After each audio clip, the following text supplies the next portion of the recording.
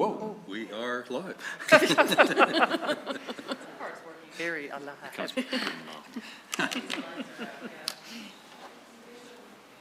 Okay, here we go. I'd like to call to order the Monday, August 27th, 2018 regular meeting and study session of the Littleton Planning Commission. Could we have the roll call, please? Commissioner Coronado? Here. Commissioner Schwartzbacher? Here. Commissioner Vrudnicki? Here. Commissioner Almond? Here. Commissioner Breidenbach? Here. Commissioner Miller? Here. And Commissioner Reynolds is absent tonight, and Commissioner Bolt is absent tonight. And we'll see if Commissioner Stallman arrives in the next few MIA. minutes. Okay. All right. You all have in front of you the minutes of our last meeting, which was July 23rd. By the way, just want to make mention the minutes are action minutes. They're not detailed like the good old days when they were 4 and 5 pages long with detailed information. For that, we've entered the 21st century. You go to the internet and go to the city website, and you can watch the entire proceedings live. So, do we have a motion to approve the minutes, or do we have any changes? I'll make a motion to approve the minutes. We have a motion. Second? Second. We have a second. Please vote.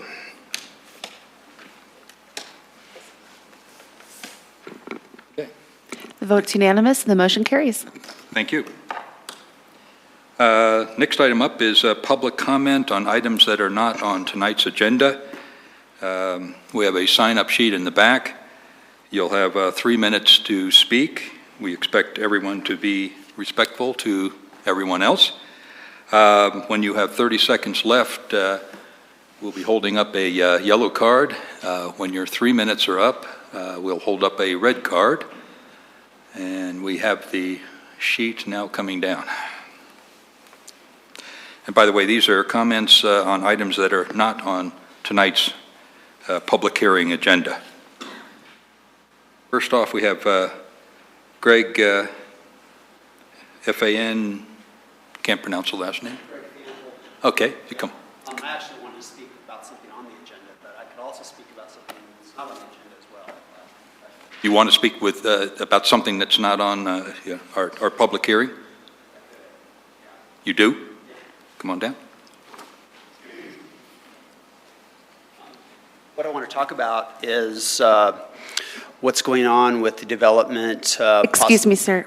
Would you just mind starting with your Yes. name and address? Sorry about that. Oh, sure. And then speak on the item that's not on the agenda. You'll have another opportunity to speak on the item that is on the agenda. Right. Okay. Greg Fantle is my name, and I live at 4651 West Hanoverian Way in Littleton.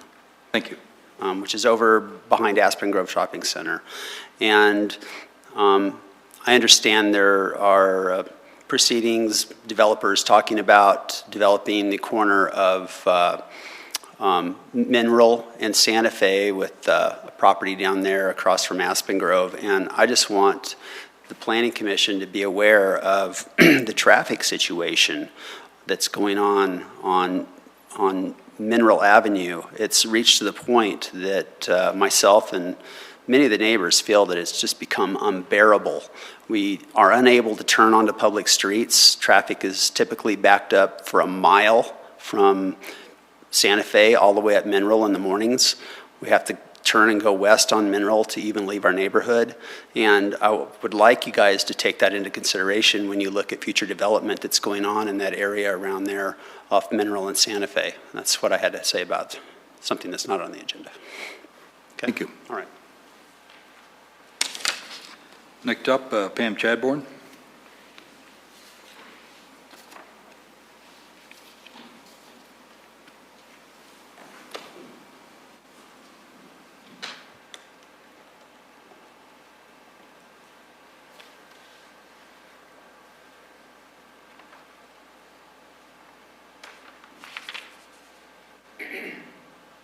Coming.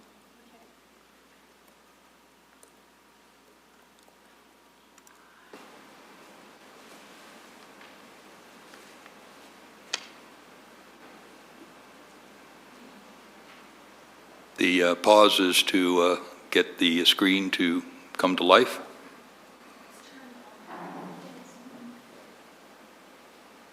Down on the screen. There we go. Good evening, Planning Commission. My name is Pam Chadbourne. I live a block and a half from here. I believe my comments last week or last month made an impression, so I'm not going to recap them, but I did talk about public service. And that I believe Planning Commission is on the wrong path. I'm going to continue that tonight.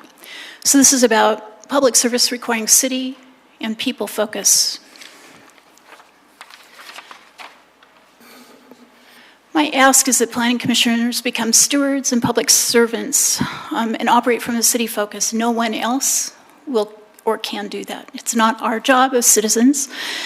It's long-term focused and it's a system-level data of an analysis, and it's quasi-judicial or not. If staff doesn't bring the systems-level data, then postpone your deliberations and ask for the data you need to decide in the city's interests.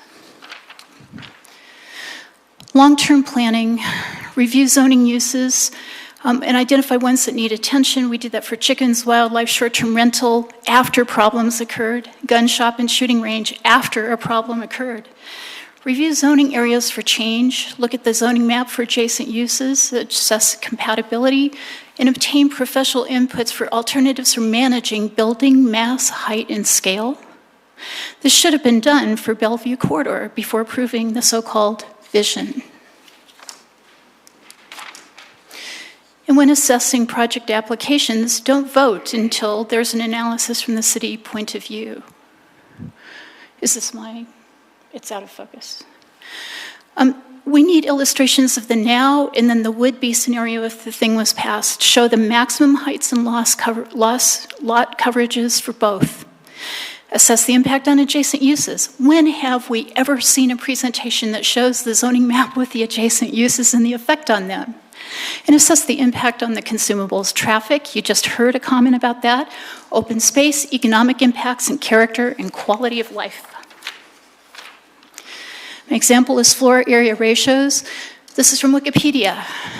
The rise and sprawl in the decline of the American dream. Abdicating to floor area ratios is the opposite of aiming a community towards something more than the sum of its parts. FAR, a poor predictor of physical form, should not be used when the objective is to conserve and enhance neighborhood character. Whereas traditional design standards enable anyone to make reasonably accurate predictions, recognize violations, and feel secure in our decisions.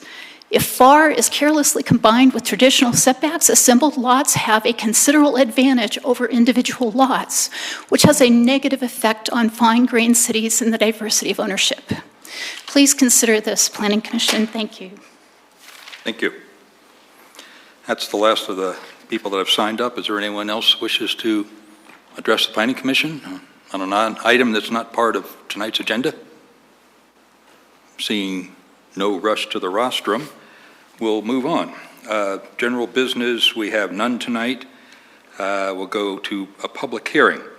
This is PC Resolution 22-2018, a resolution of the Planning Commission recommending approval of an ordinance amending the official zoning map to change the zoning of a 5.05 acre area known as 2717, 2727, and 2767 West Bellevue Avenue from B2 Community Business District to B3 General Business District. Before we hear from staff, I'll go around the horn here and ask, has anyone visited the site, and did you talk to anyone while you were visiting the site? I've been by the site but haven't spoken with anybody there. I did not go by recently. I already know the site, so I did not speak to anyone. I was been to the site many times yesterday, didn't talk to anybody. I'm very familiar with the site, but have not been there recently. I've been at the site many times, but not today. I was at the site Saturday and did not speak to anybody. Thank you. Okay, we'll now have a staff presentation. Thank you. Thank you, Commissioners. Is this presentation, is it showing up? Thank you. Good evening. My name is Rob Haig. I'm representing the Community Development staff for the City of Littleton. Before you is Resolution 22-2018, a resolution regarding an amendment to the official zoning map for the Bellevue Connection rezoning. The requested action tonight by the applicant is a recommendation of approval for the amendment to the official zoning map. This amendment would rezone an approximately 5.05 acre zone lot from B2 Community Business District to B3 General Business District. This process is the first step, or I guess second step in the official zoning map amendment process. First is the staff review and recommendation in red here, indicating that now we are at this step in the process, the review and recommendation by the Planning Commission. Following your recommendation, there will be a review and decision by City Council. That decision will either approve or deny this rezoning request. Following that, prior to any further development of the site, there would be any applicable subdivision or site development plan processes. This is an aerial view with the overlaid zoning of the subject property. The subject property is outlined in the hard yellow line on the right-hand side. The hard yellow line, and is in red color. The red color indicates the B2 zone district. Immediately to the west of the subject property is zone B3. This, in the dashed yellow portion, is the western half of the what's currently known as the Centennial Square Shopping Center. To the north of the subject property is zoned IP, and to the south and east of the subject property is zoned PDC. The yellow section to the east of the subject property is zoned PDR, and that zoning continues up to the north. So the subject property is currently 3 separate zone lots. All of them are legally platted. There are 3 separate structures on the subject property, each on its own zone lot. Subject property is adjacent to Bellevue Avenue, which is a major arterial to the south, and Prince Street to the east. Subject properties do have 5-foot attached sidewalks adjacent to those rights of way. The proposal, again, seeks to rezone the subject property from B2 to B3. This does several things. First and foremost, it consolidates the zoning of the of the Centennial Square subdivision. Currently, the Centennial Square shopping center is bisected by the zoning boundary. Per the zoning code, the zoning boundaries are to be extended to any zone lot boundary or center lines of rights of way. This bisection prevents any single zone lot from crossing the zoning boundary. This presents several obstacles for development in the future, and that you can see the result of in the current development pattern. You can see the 2 most central structures are divided, and there's that empty space in between. By consolidating the zoning on the property, it can kind of be developed in a more holistic pattern, and enables the developer more flexibility when attracting new tenants to fill these underutilized and vacant tenant sites and building sites. In addition to the consolidation of zoning, the rezoning also allows additional uses on the B2 property. These uses, again, allow for the applicant to have more flexibility in attracting tenants and kind of developing this property further. by establishing a broader use and variety of uses that are allowed on this site, this does support the applicant's ability to do that. Additionally, the rezoning does, from B2 to B3, does reduce the requirement for open space and increase the ability of, or the allowance of FAR, or floor area ratio. Between these two things, this does have the potential to increase the amount of the site that's being, or that could be developed, and this would, or could potentially result in additional traffic, however, or additional traffic generation from the site. However, because this subject property is adjacent to a major arterial right-of-way, per the zoning regulations, this can be supported.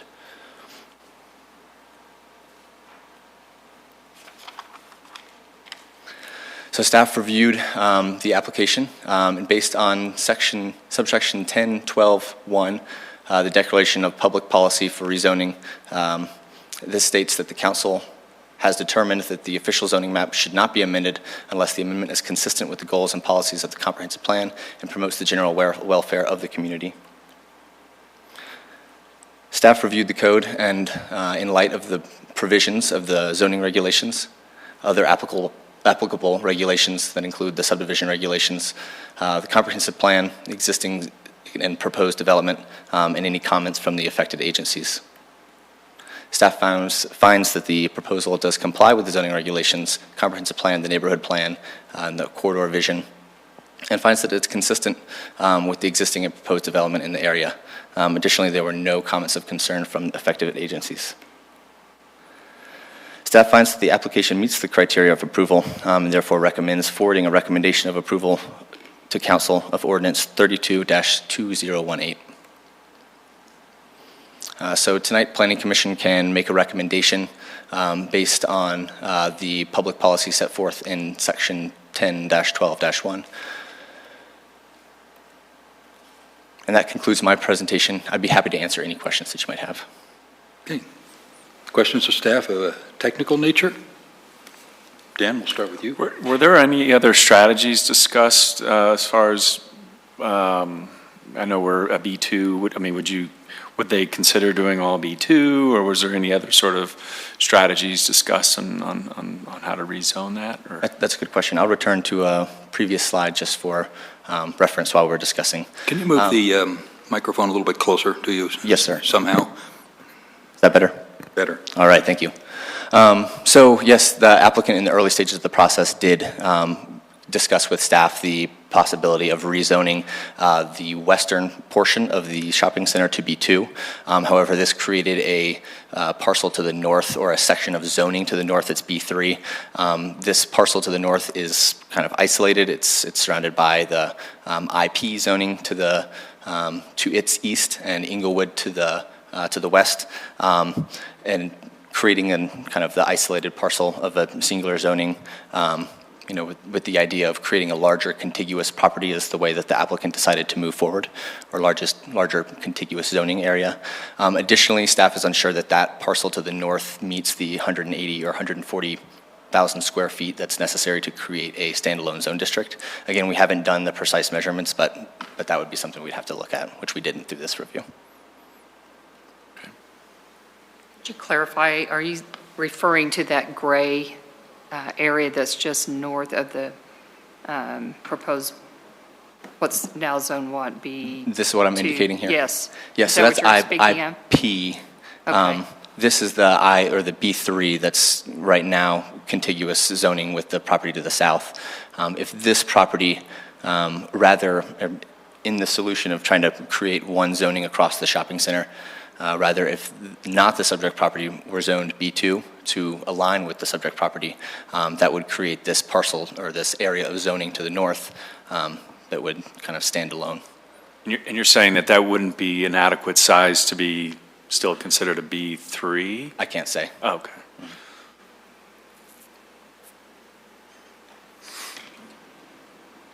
The owner of the property owns all those colored parcels there, the pink and the orange. Is that correct? I believe that They are under separate entities, so I can let the applicant speak to that. So the current open storage B3 is a different property owner? The open storage B3. Yeah, at the top of that. You can see the, Where the RV storage is. you can see the RVs. These here where I'm indicating? The west. No, in the pink. This. Yeah. I'm not certain. I can let the applicant answer that, but I do believe that this might be a separate ownership. Okay. I'll let the applicant clarify. All right, noted. Additionally, can the staff provide any details or information on the evolution of how this shopping center parcel has two separate zonings? Yes, sir. So I did look back at the zoning history on the property, and as far back as I could tell, these properties have had the separate zoning.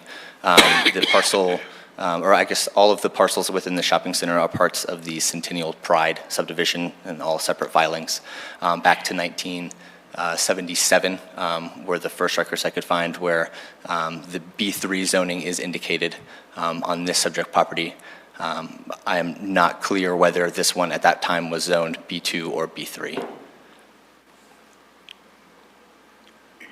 So you're saying it's just as far back as you can tell, it was separately zoned in B2, B3 across these That's parcels? correct. But you're not really sure why? That's correct. There's no indication of the intent, whether it was, and at this time, the area was, of course, much differently, the layout and what the adjacent properties were. But no, the intent was not clear on why, or if it was intentional that was separated. Thank you. No further questions. Sure. I need clarification because are we speaking specifically, you're saying there's ownership, two different ownerships of this, the pink and the orange, correct? It's the same. I would be more comfortable with the applicant answer because there are several separate entities. Then I'll wait. Right, Okay. they may or may not Thank be combined as one. Okay. Okay, we'll get a clarification on ownership shortly. Yes, thank you. I apologize for not being able to Including answer. the RV area. Okay. Craig? Yeah, I have one question. So there are obviously the two parcels zoned differently were developed, maybe coordinated at the time they were developed, but separate. Actually, the buildings are actually split by that zoning line. Am I to understand that it could not be developed as one PD under the lesser restrictive current zoning, say B2? Could an applicant proceed with a PD there or a planned development under the B2 zoning? Are you suggesting a rezoning of this the western property here, surrounded by the dashed yellow Without line? any rezoning, could it be developed under a B2? No. So currently, there's a lot line that follows that kind of central yellow line in the shopping center, and the one building could not cross that property line. Thank you. Robin?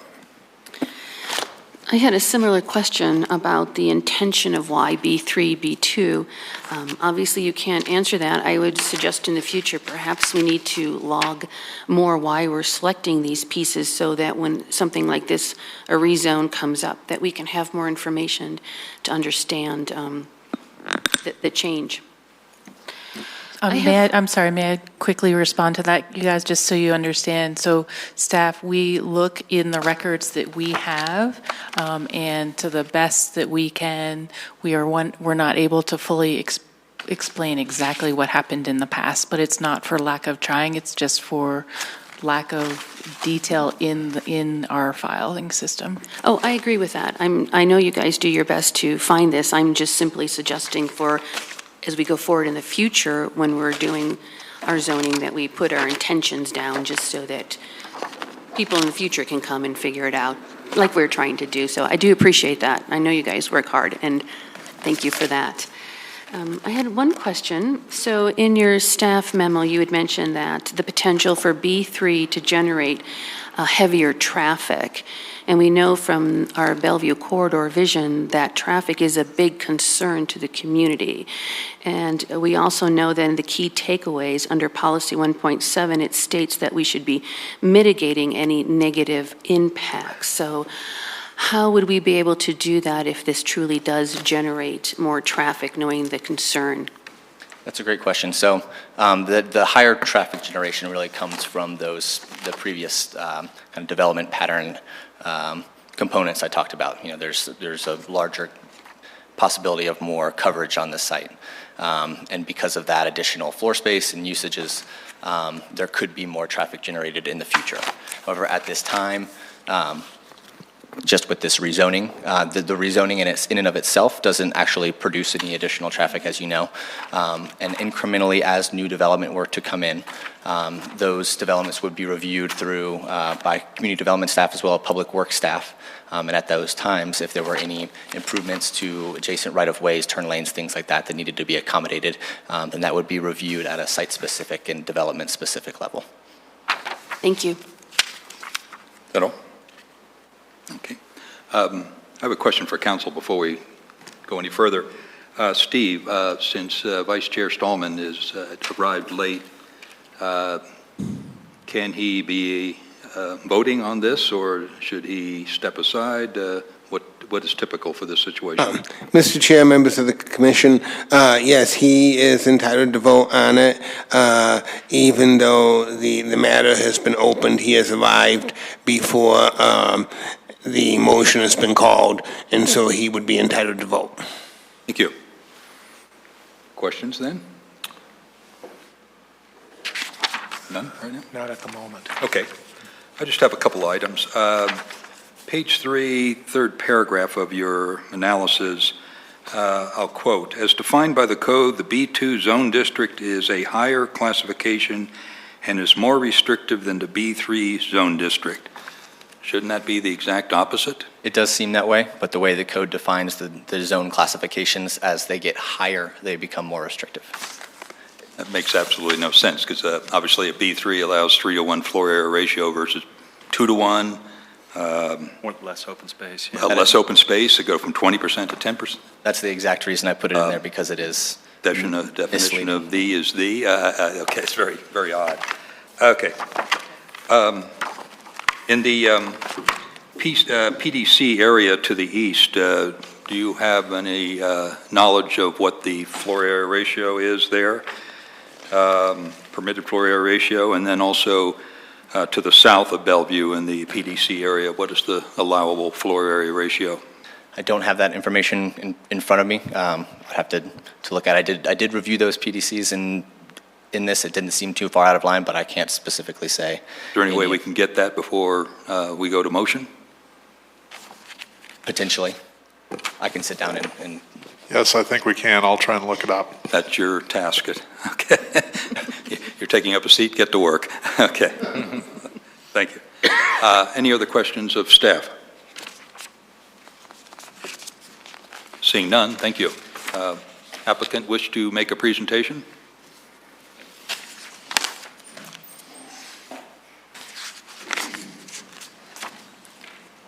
Good evening. My name is Jared Armstrong. I'm with Armstrong Capital Development, address 4643 South Holster Street, Denver, Colorado, Suite 240, Denver, Colorado 80237.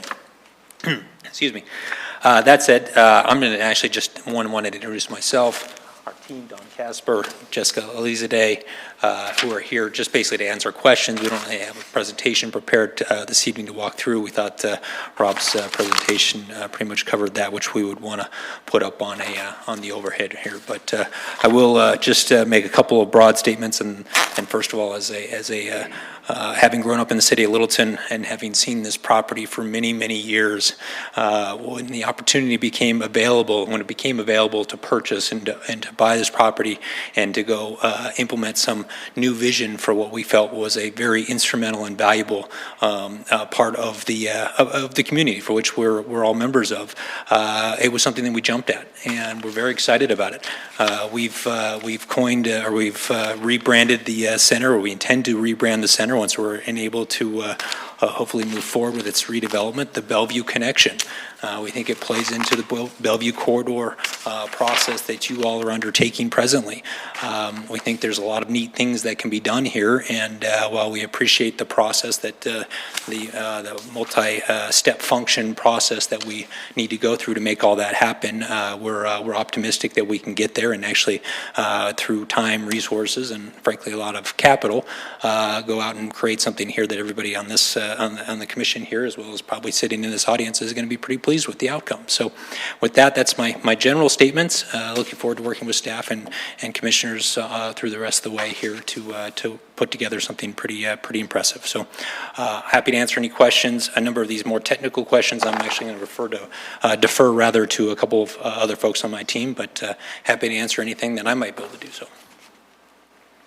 Can you clarify before we get started, can you clarify the ownership issue of unit? It'll go back further? I can tell you that we don't own the outdoor storage to the north of us. Right. That I can tell you. But as far as way back when, 77, no, I can't. 1918, unfortunately, whatever. I don't have that kind of that inside knowledge there. No, I can tell you what we do own, and that is basically that which is inscribed by the yellow there. We do not own the outdoor storage to the north there, and therefore have no control over what gets done there. Okay, so you own the pads as well as the anything south of the vehicle storage there, the yes, RV storage you own? Again, with that which is enclosed inside the yellow boundary there, I guess both dashed as well as as solid. Okay. Anyone else wish to speak for the applicant before we start asking questions? No. Good evening, I'm Don Casper, 9474 Wiltshire Drive in Highlands Ranch. I'm the architect and planner on the project. Just to clarify a couple things on when Jarrett mentioned the yellow line, there's a dotted yellow line and a solid yellow line. Both of those collectively are the overall shopping center, and obviously the two different zones created some difficulties, and when we initially were looking at purchasing the property, met with staff, talked about redevelopment of some of the property, in particular along Bellevue.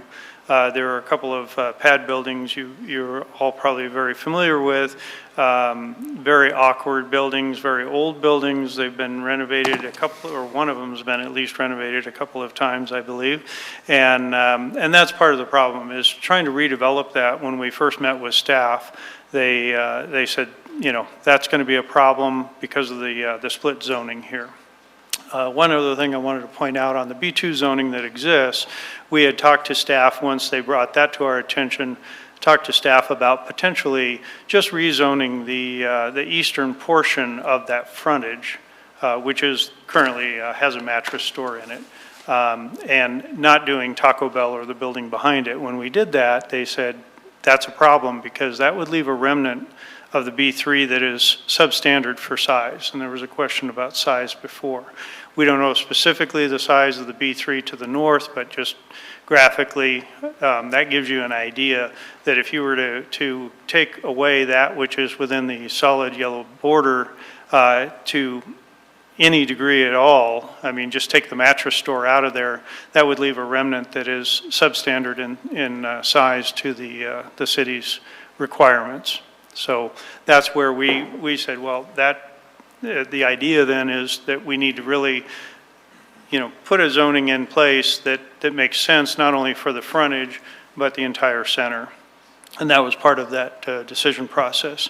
I will say we've been very pleased working with staff here, and I did want to Rob's defense. He doesn't have the history on the project that even I do, because his predecessor and I worked out a lot of these. So he's been catching up to speed and has been delightful to work with. So I did want to at least give a little bit of context there. That staff has been very good, very helpful, but some of what Rob may not know of the history, some of which I don't know of the history, preceded either one of our involvements, but I've been involved since the very beginning of this redevelopment. So if there are any specific questions, I think those were the things that I did have that had been brought up with staff. But if there are any other questions, I'd be glad to help out. Okay. Greg, you want to start? Any questions for the applicant? I'll defer and come back to me, please. Okay. So I have a couple questions. Do you have intention for B3 businesses? Is that why you prefer also to stick with B3 versus B2? As I was working actually with Carol Kuhn previous to Rob, and we were talking about the options, and one of the things that was kind of brought to our attention is that, you know, really trying to leave remnants, or whether it's truly a remnant site, but basically contiguous zoning was of interest, at least to staff at that time, and that's where we looked at the B3 versus a B2, is because there are other properties adjacent that are in the B3 zone that would give it a larger area of contiguous zoning, as opposed to a lot of smaller spot zones, so to speak, which the B2 currently is. There isn't anything in this area north of Bellevue there that fits the B2. Yes, but as you're looking at redevelopment, are you looking at establishments that you could only do if you got B3? Not specifically, that wasn't the driver, but there are options there that allow for more flexibility, which, you know, in the Bellevue corridor study, they're looking for bringing in new businesses and really expanding upon what is in the community there now. So it certainly does facilitate that. Yes, agreed. I was just curious if you had specific intentions why you desired B3 over B2 in that specific manner. On your application materials on page 5, you talk about making this zoning change will result in outdoor dining and pedestrian circulation. You used the word will, as that was my curiosity, meaning you're looking to specifically add outdoor dining, or as opposed to saying potentially this could result in outdoor dining? Well, and that comment was specifically targeted toward the redevelopment of the two buildings along Bellevue that would be facilitated by this rezone. And in doing so, we anticipate that we will have a mixture of restaurant and the retail. We do anticipate that there will be outdoor dining. To what level, what type of tenant? There are quick casual type restaurants that we have certainly spoken to that we think are very probable. So I would put it in the probable category if you're wanting clarification on that. Yeah, it was just the will part was okay. So specific. So another thing, switching to B3, is the open space goes from 10 to 20%.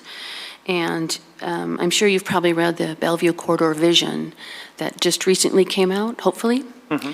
So it discusses a lot about streetscape character, doing street trees and landscaping and other types of landscaping, trying to create more of an identity. It specifically talks about having more identity. Bellevue Corridor doesn't have it lacks character, it lacks an identity.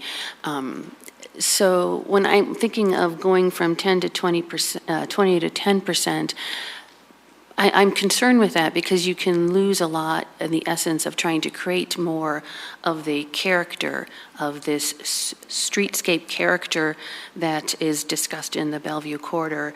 You know, they talk about the trees, but just creating it to look more beautiful. Could you speak to that about losing the 10% of open space? Again, the intent is not to specifically address the open space, but rather the differences between the two zones to facilitate the design. The landscaping around the perimeter currently, for the most part, will remain. We will enhance that, obviously, with a development of a front a pad building on Bellevue, and that would go through the city process as necessary. What it does, though, I think, is it allows for us to be able to have the flexibility that is needed there. We do not anticipate, reducing the appearance, but rather enhancing the appearance of Bellevue. And this zoning will allow us to do that. If one takes a look at the current buildings that are there, it's a very disjointed look. There's a 20-foot alleyway basically between the two buildings. One building on the east side is very narrow, so our intent would be that we could combine and replace those buildings with something that really does create that street character that your vision indicates, and that's part of our interest as well. And taking some of this variety that's out there now and really creating something much more uniform and with much more character of what the Bellevue corridor study anticipates in its direction. In your material, you talked a lot about having one building. Are you just discussing, the building in the far north, which, like you said, is separated? Is that what you mean by just having one contiguous building there, or are you talking about more the one building more in the center? Just in the area of the two buildings that we've been talking about. And there are some limitations due to leases, other things, that the western edge of the two buildings now would probably be more the defining space, and then the mattress building, it might extend a little bit to the east of the mattress building. But the idea would be to really create some streetscape there that obviously doesn't really exist today. Thank you. Mm-hmm. Bruce? Couple questions, I suppose. One point during the Bellevue corridor plan reviews, there was some conversation, maybe it was a study session we had, but there was some conversation about some level of connectivity to some of the streets in back of maybe your parcel that run east-west. The way this is set up, there is no expectation of any through streets or any connectivity to any of the other streets in the vicinity, is it? On the west end of the parcel or anything like that? The connectivity of public streets or within? Yes. Yeah, and unfortunately there are some difficulties here. The connectivity, I believe that study anticipated was east of and north of this property. Okay. And I think that what we're talking about does not in any way diminish that possibility and maybe even enhance a more consistent zoning as that property to the north, which we don't control obviously, is redeveloped. The B3 zoning may be very appropriate to that. Okay.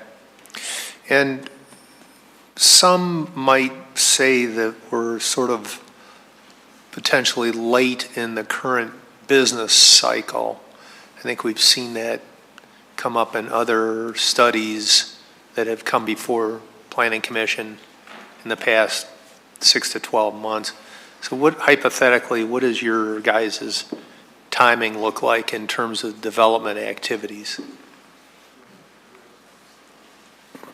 Yeah, I'll just try to address the best I can here. I mean, in terms of the cycle here, yeah, I mean, one might say it's long in the tooth. To that end, though, we still feel that based on the location and what we think we can go out and accomplish, we think there's going to be interest. I mean, there's interest right now based on conceptuals and ideas, and we think that interest will play out. Obviously, things change dramatically with the economy, and otherwise, we could see a lot of these folks pulling back on us. But that being said, we already own the property. This is not a hypothetical exercise. This is a very real exercise that'll take place at some point in time. Really, it's our intention it'll take place at some point in time. So, we're here for the long term. That's our MO. We're long-term players in this, and so if for whatever reason the economy took its foot off the gas and this ended up taking longer than we anticipated, so be it. We'll be here and we'll be back in front of you at the appropriate time with the right users to figure out the right game plan. So, okay. Great. Thank you. Sure. My question, Robin asked part of it regarding the outdoor activities or seating for restaurants. As I read that same statement in your report or application, but following up on that, outdoor seating, outdoor dining, does the current zoning under B2 prohibit that? Didn't see anything that really specifically said that. No, again, if there is no rezone, the two buildings that are out front pretty much have to stay. They could be remodeled a little bit, but we're still going to end up with two separate buildings. We can't build one building that really utilizes the Bellevue frontage with a split zoning like we have. And the way the split zoning occurs, the building to the west, actually, we also have some lease restrictions that would prohibit that building from being developed much further to the west. So that pretty much says that those tenants that are there, the type of tenants that are there, I should say, are going to remain the type of tenants we're going to end up seeing. Either they extend their leases or otherwise. We're actually working with the existing tenants, looking to put them in maybe more appropriate places in the center, such that we can create a building along the frontage that with this rezone, that building can then be built. That building can then attract and a more enhanced type of retail tenant, and those tenants then have a we think at least at each of the end caps of that building would be ones very likely to have outdoor seating. We are looking at and working with staff on other applications where pedestrian connectivity within the site and other areas are being enhanced currently. That would help, this rezoning helps us to kind of complete that picture, so to speak. Right now, we're a little bit hamstrung in that those buildings have to stay as they are without a rezone. And some of the improvements that we've started and anticipate with the rest of the development would be stymied as a result of not being able to redevelop those areas. Okay, so the barrier really is that you cannot build one building that crosses over onto the other zoning. That So and just really the physical limitation of the building on the west means that we can't even really replace that building with a viable building. Even if we went right up to the zone line, it still would be a substandard space for leasable space. If you notice the building, and you can see it on the aerial photograph, it's a very slender building running north and south. It's pretty amazing that there are even tenants that are occupying that building. It's a very odd thing. So when we're talking about, the marketplace, meeting the marketplace, if we have a product that doesn't meet the marketplace, it can really flounder.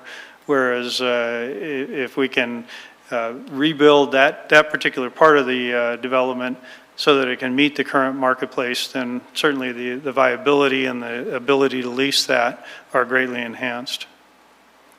Okay. The only other comment I want to make is it looks like in B2, and straighten me out if I'm wrong because I'm still a newbie. I use that excuse. I can still do that, right? No. Still? No? Okay. Anyway. After 6 months, you're an O-Pro. Oh, darn. Anyway, the B2 then allows some residential/retail, is that correct? Whereas B3 eliminates that option, is that correct? I'm not saying there is no residential there now at this point, but that is another difference between the zonings, right? Yeah, I'm not sure. I just want to bring that out and clarify. Okay. Hello, everyone. I'm Jessica Elizade, counsel on behalf of Armstrong.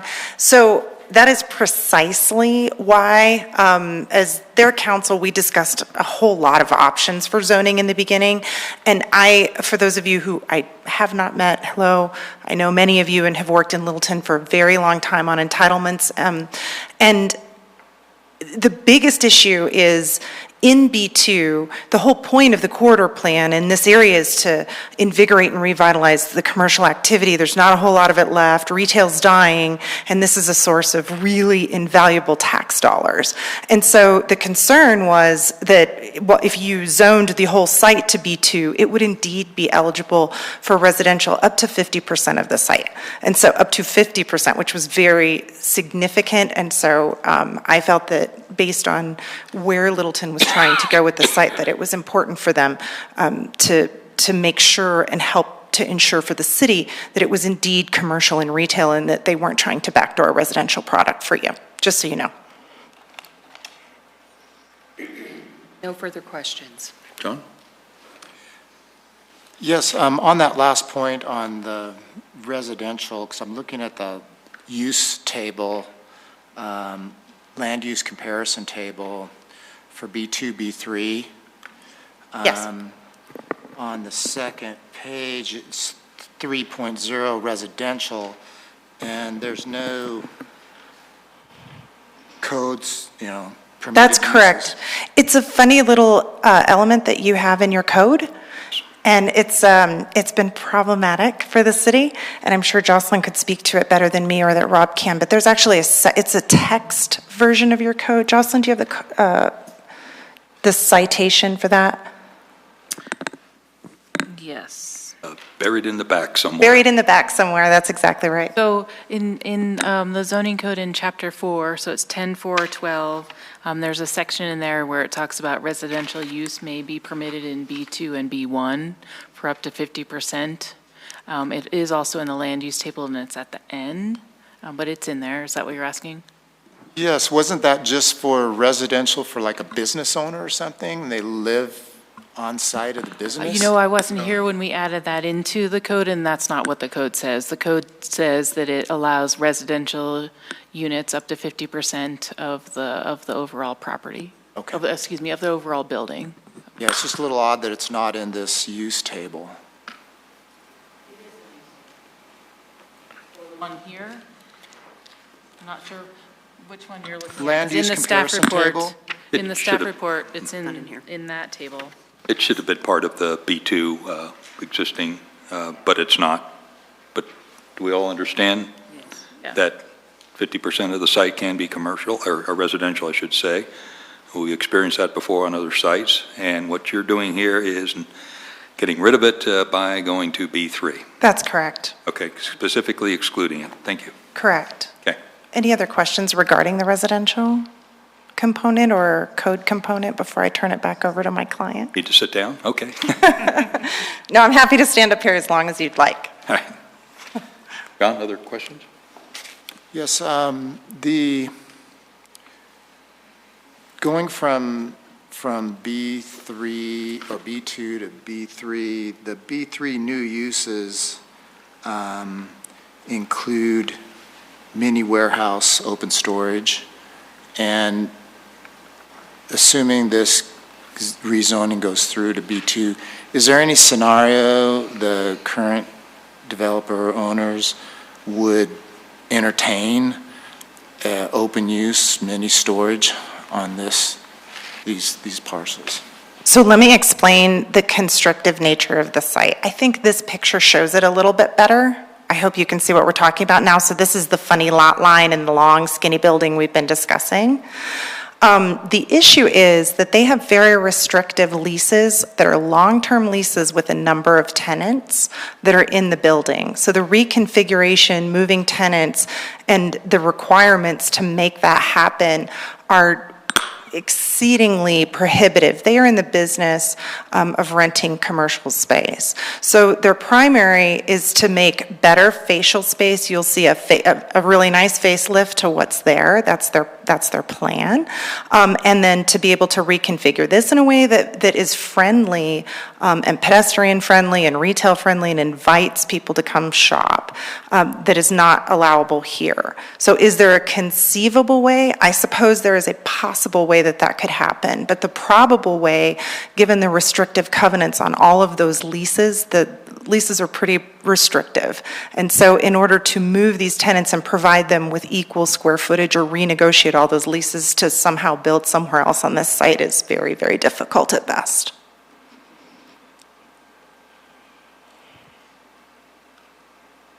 No further questions. Dan? Yeah, how much, so you're saying the existing building to the north, that basically is going to stay intact. Is there any plan to, it looks like an old pad on the west side. Is there a plan to rebuild that? Or, I guess what I'm trying to find out is how much additional building can you build if you go all B3? Well, what we're not, so there's an issue of a floor area ratio, right? So in B3, you are allowed to build more floor area ratio. Note to self, though, you have unrestricted height in B2 and B3, right? So that's what the floor area ratio is really about. It's not taking up more of your parking lot because you also have parking requirements. And so in order to balance the parking requirements with the site, you're not going to be able to take up much more of this site and still accommodate your parking. So that's the yin and the yang. Is it overparked right now? I'll let my client speak to that. It's underparked? No, it is certainly not overparked, and we are working with staff on other applications where we've calculated out the parking and broken it out in detail for staff. Basically, it's appropriately parked. The intent for the rezoning, as we've stated, is to really consolidate the zoning, be able to do a building out front. It doesn't have to do with the density as the site is currently. We aren't looking to drastically change that density. That's not the driver for this rezone. It purely is the ability to take that which is a bit antiquated and does not serve current market needs as well as the city's needs for more creative tenants that interact with the Bellevue corridor and provide that opportunity. Understand that. All went B3. Do you have enough open space right now? Parking doesn't count as open space. I guess I'm asking that of staff. Is that correct, or? Okay. So I think I can answer this and maybe a couple of the questions that were just asked too. The applicants are also in review concurrently with this project. They have an SDP, a site development plan, and a sketch plan currently under review by staff right now. These sketch plans take care of the facelift to all of the existing structures and redevelop the kind of western pad site that's been removed, kind of shifts that to the north in line with the kind of the rear face of the existing structure at the north end of the sites. The proposed FAR on this site, just for reference, will be less than 0.2 to 1.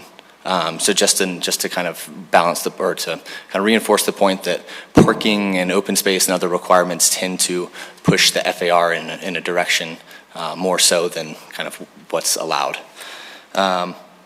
Additionally, the Centennial Down site to the south is 0.37 to 1 FAR, and the Riverside site, which is the Walgreens just to the... Said 0.3? Yes, sir, 0.37. And that's on average. There's a couple parcels that front there, and they have between 0.7 and 0.3 or 0.2.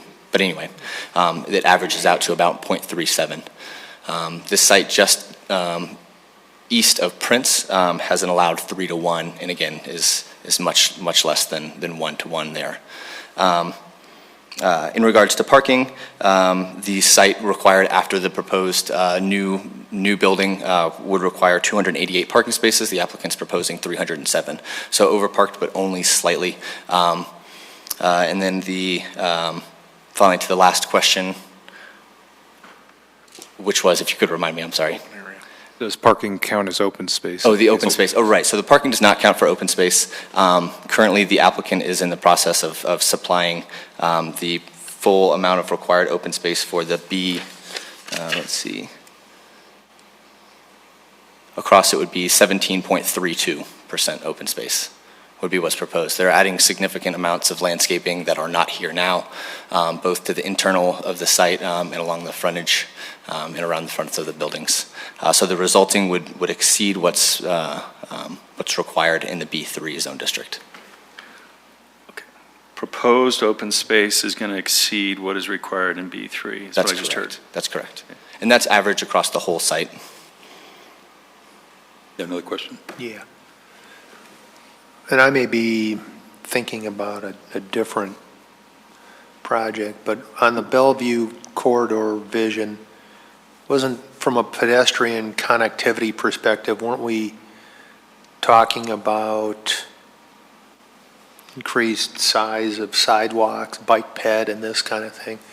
Is your plan or your expectation or site development concept maybe, what do you have with respect to pedestrian, sidewalk and or bike ped, bicycle? Is that, do you have anything mainly because the sidewalks are on your property even if they're owned, I don't know if they're owned, I think they're owned by the city. Right, and I believe as mentioned by staff earlier, the sidewalks as existing currently meet the city code. Okay. And when we talk about presuming the rezone goes forward, then the redevelopment of that central portion has a lot more flexibility, and that will be reviewed under separate reviews. So if there are specific items that can tie to the Bellevue corridor study, they certainly can be done at that time. And the site does have existing 5-foot wide, according to the applicant's plans for the SDP and SP that are under review. 5-foot attached sidewalks. The plan does call for detached sidewalks, which would be separated by some kind of tree lawn. Right. Any of those improvements, would be assessed at a site level during site development plans or any further reviews. Okay, thanks. Did I hear you correctly that they have a sketch plan already submitted? Yes, sir. Bit presumptuous, perhaps, or quite eager to move things along. Perhaps some of it does not include the front portion that we're talking about. We are not able to. For the back. Yeah. Okay. Yeah. So that which we are capable of doing through sketch plan has already been submitted. And that does include, as one of the comments as far as the Bellevue corridor study, pedestrian connectivity and things, it does include plans for future pedestrian connectivity with a new retail building out front. Without the new retail building out front, that connectivity is a broken link. And so that's all part and parcel of what we've looked at. We've looked at it as more of an overall plan, knowing that we have some restrictions due to the zoning. That's why we're here before you, is to get the zoning issue cleared up so that then we can proceed with that portion. But yes, the current applications do not involve what we're talking about here tonight. Robin asked a curious question. I'll do the same thing, my loud one. What buildings are to be raised? The strip center in the back, is that gone or is that just remodeled? Or can you divulge that now? Well, what we were talking about is the two buildings in front here. Let's see if this will work. Yeah, these two buildings. This has a mattress. No, I'm not. I'm talking starting with the back building. The old fabric site. There's an existing. There was an existing building that burned down, is my understanding. In the area where I have the arrow right now. Yeah. So part of our plan, and that's within the existing B3 zone, part of our plans, which we are working with staff, is to basically replace in a more contemporary fashion that which has been kind of lacking for quite some time. Okay. What about the rest of the north side? So just to answer that question, so our intention is to reface, and that's what the sketch plan that we were referencing earlier goes to, those back buildings and the north buildings. Both buildings will stay. Both buildings have long-term leases, as Jessica referenced earlier. So whether we like it or not, we have those tenants, and we're going to work with them, and we're going to go out there and we're going to actually put a new face on this that I think gives it a look and feel that is certainly more contemporary. Certainly, I think. It meets a higher standard, higher quality level.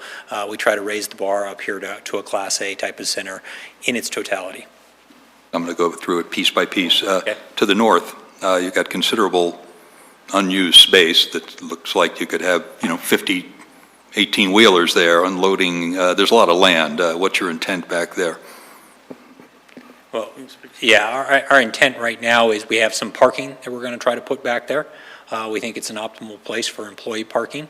And then we also have a fairly sizable drainage area there, which will consume a fair amount of that ground. So at this point in time, there's really no expectation that And I'm guessing what you're talking about is behind the, let's call it the northwest existing building. Yes.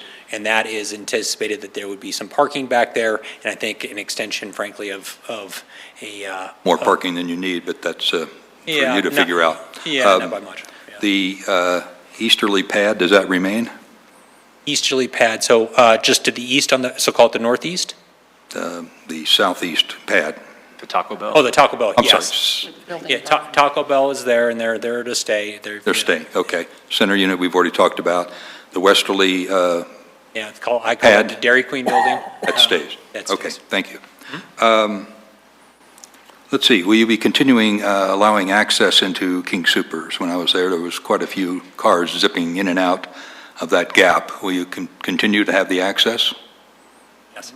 Yes. we Makes will. sense for you. It does, and technically, we actually have some, call it legacy easements there with the property and with the King Soopers there that dictate that there's connectivity between the two of them. Makes sense. It makes sense, but, whether we thought it made sense or not, not much I can do about it unless King Soopers were to say, we'll give it up. And I may add to that, part of this, the sketch plan is to enhance the circulation within our site to control some of the issues that are currently there today with that cross movement of traffic. We don't want to discourage that cross movement of traffic, but rather control it. And again, the rezoning and the redevelopment of the Bellevue, the central portion of the site on Bellevue comes into play with part of that, of redirecting and slowing some of that traffic in a very creative way, as opposed to right now you can almost see the tire marks running through the site diagonally, and that's an issue that we are working on resolving. Yeah, I said zipping through the site. There is some danger there. I noticed right away. I had to be careful. Certainly not pedestrian friendly. Bruce, you got another question? I don't know if you're going to, there's plenty of hardscape there in terms of the parking lot now. When this thing gets done, I don't know if it's going to be any larger than what's already there now. You talked about some more parking maybe in the back. I guess my question is, do the existing, given the amount of surface area involved, do the storm drains, are they sufficient to handle potential runoff? We are, as part of our development, doing improvements. We actually have an application into engineering now. The drainage all goes to the north and then east across to the river. Yeah, to the river there. And so we are proposing, along with this, improvements to the drainage along the north property line there, which will help facilitate that, control it a little bit better. But as far as the site itself, other than some bird baths, I think the site has worked. It's just really the north side that needed the attention, and it is getting the attention. Okay, good. That's good. Thank you. Any other questions? Yeah, no. No, thought of some. You've obviously done some conceptual test fitting and scenarios and so on, and have a sketch plan advancing. I want kind of question about your vision for best use of this property. Is your vision all retail, or is there a mix of office in there? Obviously, it's all commercial, no residential. Yeah, I would characterize it mostly as commercial retail. Your daily needs, your food service, those sorts of service providers. I think there's a scenario there, absolutely, where we could see some medical office, some of those that there's a term out there right now that I think is probably appropriate for this project, and that's a medtail, where you have some of these medical operators, dentists and so forth that look at this and say, hey, the opportunity to be in a sharp center and a Class A center is something that's appealing to them. So I think we could see some of those types of uses complementing your daily needs types of commercial retail. I think what's out there now is all single story. Is there an opportunity for multi-story there that you see, or? Honestly, that's an analysis we haven't run. I just kind of standing here today, I would tell you that that's probably unlikely.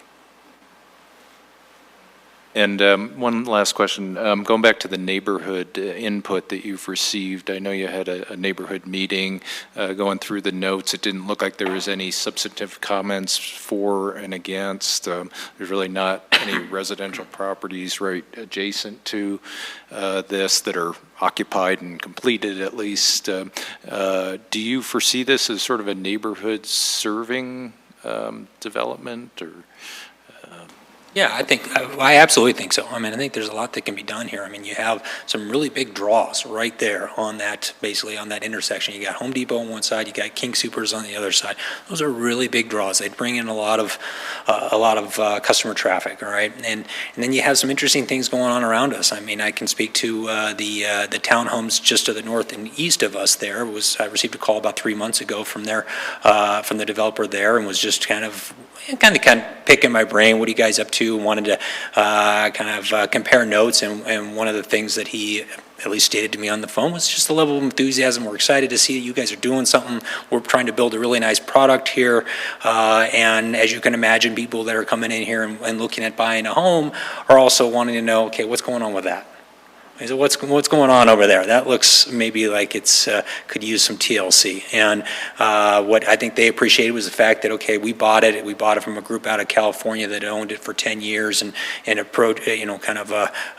it in the way in which you see it today. And we have a very, very different approach to things. And having that dialogue with him, I think it was one of those things where he I believe he left the conversation with, okay, these guys have got some good ideas. So I do think it's going to be something that's valuable for the community there.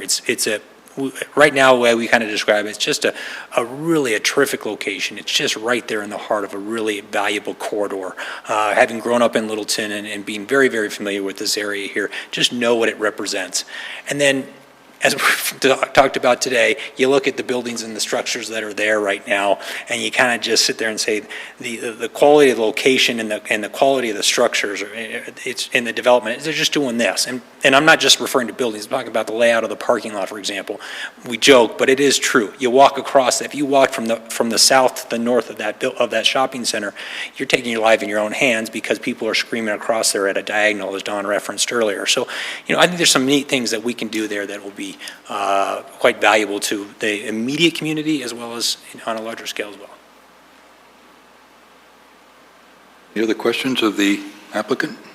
Yeah, I have one more question. So if I'm understanding correctly, the primary benefit of consolidating the zoning to one zone type is that frontage building, being able to raise that and build a single building that's not split in the middle. Is that correct? No, I don't want to put it that way. I mean, I think it's bigger than that. I mean, I really do. I think the reality is that this shopping center, in order to become what it can be, and I think to achieve the vision that we've kind of talked about here, that we have to some extent in front of the staff already, really necessitates that we're able to go out there and not only retrofit and replace those buildings out front, but also be able to go in there and create a cohesive plan for the parking lot and the drive lanes, and be able to create pedestrian access north to south, east to west, such that you have a really free-flowing, functional shopping center. And what we have right now is totally discombobulated on multiple levels. So what we're trying to do here is say, let's take the first step and put it all under this zone here that allows us to basically go out there. We continue to reference those front two buildings and the ability to basically remove and replace, if you will. But it's remove and place a lot more of it as well. I mean, you can even get into some of the engineering elements to it all. I mean, it is a complex exercise made arguably impossible when you have two different zones and the classifications and the requirements of one versus the other. And that literally, when we sat down with staff on the front end, it was pretty clear to everybody at that pre-app meeting that we've got to get this on one page. We've got to get this settled down and get it teed up such that we can actually go out there and create a cohesive shopping center that everybody's going to be pleased with the outcome. So the two different zonings cause difficulties in reconfiguring the parking area? Yeah, I mean, the reality, if you look at where those buildings lie right now, I mean, they run north-south. So, I mean, just look at it from that context, and you start looking at how do you create drive lanes and then create parking around them and so forth. You get, basically, there's not a whole lot of depth there to work with. You kind of get trapped into, well, how do we make it much different than that which is already there presently? And so I gave you that as one example. You also have a lack of connectivity that runs north-south as well, from a pedestrian perspective. I do think, as we looked at this early on and discussed it with staff, I think there was just an overwhelming perspective there that, look, let's get this all on one playing field. It should be there. It should have been this way back when, frankly, as everybody just, we kind of discussed earlier. Nobody quite knows why it worked out the way it did, why you have a building that, literally two buildings, in my opinion, that look like at some point in time, they probably were one, and they it almost looks like someone pulled them apart in order to accommodate a property boundary line. I mean, it just, you get too many disjointed scenarios there to really come up with something that everybody was going to be pleased with, as well as met the code requirements that obviously we need to meet. Call it the Moses and the Red Sea buildings, I guess, really. Like, like the continents, moving apart from one another. That's kind of the way it looks. Any other questions? Thank you. We'll now open it up to public comment. We do have a sign-up sheet here. You'll have 3 minutes to speak if you give us your name and your address. We expect everyone to be respectful. When you have 30 seconds left of your 3 minutes, our recording secretary will hold up a yellow card. When your 3 minutes is up, she will hold up a red card. Our first speaker is Jeannie Erickson.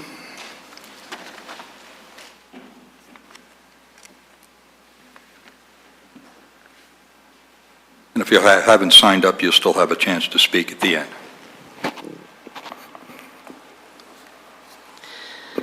Good evening, Planning Commission. My name is Jeannie Erickson, and I live in District 1, real close to this area. I'm concerned about the floor area ratio in rezoning of this property from B2 to B3. On the comparison sheet, it shows B2 and B3 are both as being unlimited when it comes to height, but that really is not true. The height is determined by the floor area ratio, which is different in B2 zoning than it is in the B3 zoning. B2 zoning has a 2-to-1 ratio, and B3 has a 3-to-1 floor area ratio, making it possible to have a taller building height in B3 than in B2. For the same building footprint in B2, a building maximum of 4 stories high in B3 could be 6 stories high. And in B2, if it was 8 stories high, it could, in B3, be 12 stories high. This is a significant difference in height. It would have been very helpful if staff could have given some examples of this scenario so we could be informed as to what the difference really is from B2 to B3 regarding building heights. I'm very concerned about the height being increased by rezoning to B3 and the added uses of the property. These added uses could completely change the entire area and not for the better of the neighborhood. Bellevue Avenue is already very congested, and I don't think it's a good idea to possibly add more traffic to a very congested area. The B2 zoning is considered to be a buffer between other more intense zonings in the area. We do not know what is going to happen across the street at Columbine Square, which could also create a lot more traffic in this corridor. I was at all 3 meetings regarding the Bellevue corridor vision and spoke with my neighbors. Of course, they would like old shopping centers maintained. And so do I. And no one wanted more height and density, and no one wanted more traffic. They all complained about the traffic that was going on already. The new property owner knew what the zoning was when they recently purchased the property. The areas are zoned the way they are to protect the citizens and to make best use of land. When the people can't even find the reasons they were zoned that way, who knows? All of our zoning is not outdated, and it is in place for a reason. If the new owners would like all of it to be the same zoning, then I suggest they rezone it all to B2. Thank you for listening, and thank you for your service to the citizens of Littleton. Thank you. Pam Chadbourne?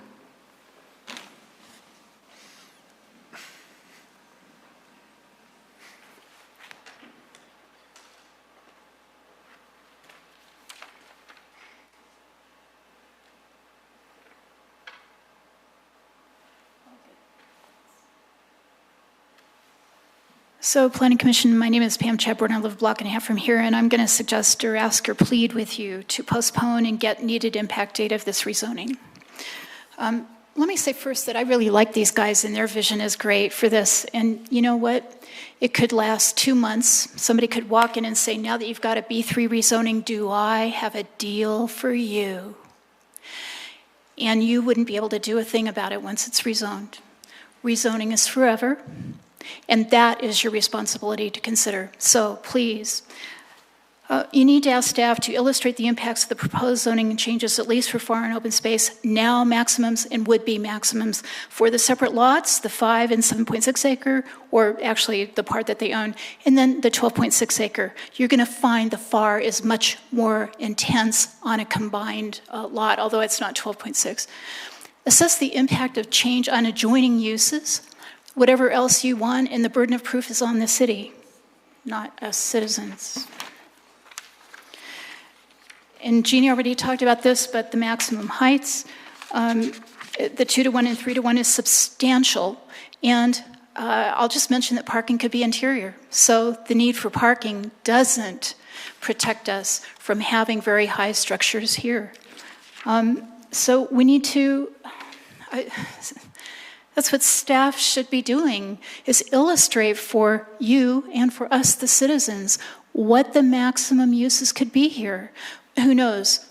They could remodel this shopping center. It could be great for 8 years, and then the market changes and it could be sold. We don't know. And a lot more intense use could be put up here. That is your responsibility. We also need to know the footprints. The 2 and 3-to-1 allows a much bigger footprint, especially on a combined property. We need to see that illustration. And I'm not going to draw it. It's not my job. I don't get paid to do that. That is what staff is paid to do, and what I plead with you to regard as your job as stewards and protectors of the citizen to ask for. Now, I want to point out the adjacent uses, and this is residential. Planning Commission rezoned this to allow residential here. So then we have B2, and then we have B3 and intense king supers. And you know what? Buffering and zoning adjacent applications is classic, and then these are apartments. I see a good reason for this to remain B2, to buffer the residential use, and that ain't going anywhere soon. And as was pointed out, these folks aren't in there, so they weren't able to be at the neighborhood meeting. And who knows? Once these two are zoned, someone might come in and try to buy the whole thing. And with a B3, FAR 3-1, it's disaster. Please, Planning Commission, ask for more information and don't let this be rezoned. I'm sure these guys can do something creative with the way it is. Thanks. That's the last person that signed up. Is there anybody else that wishes to speak?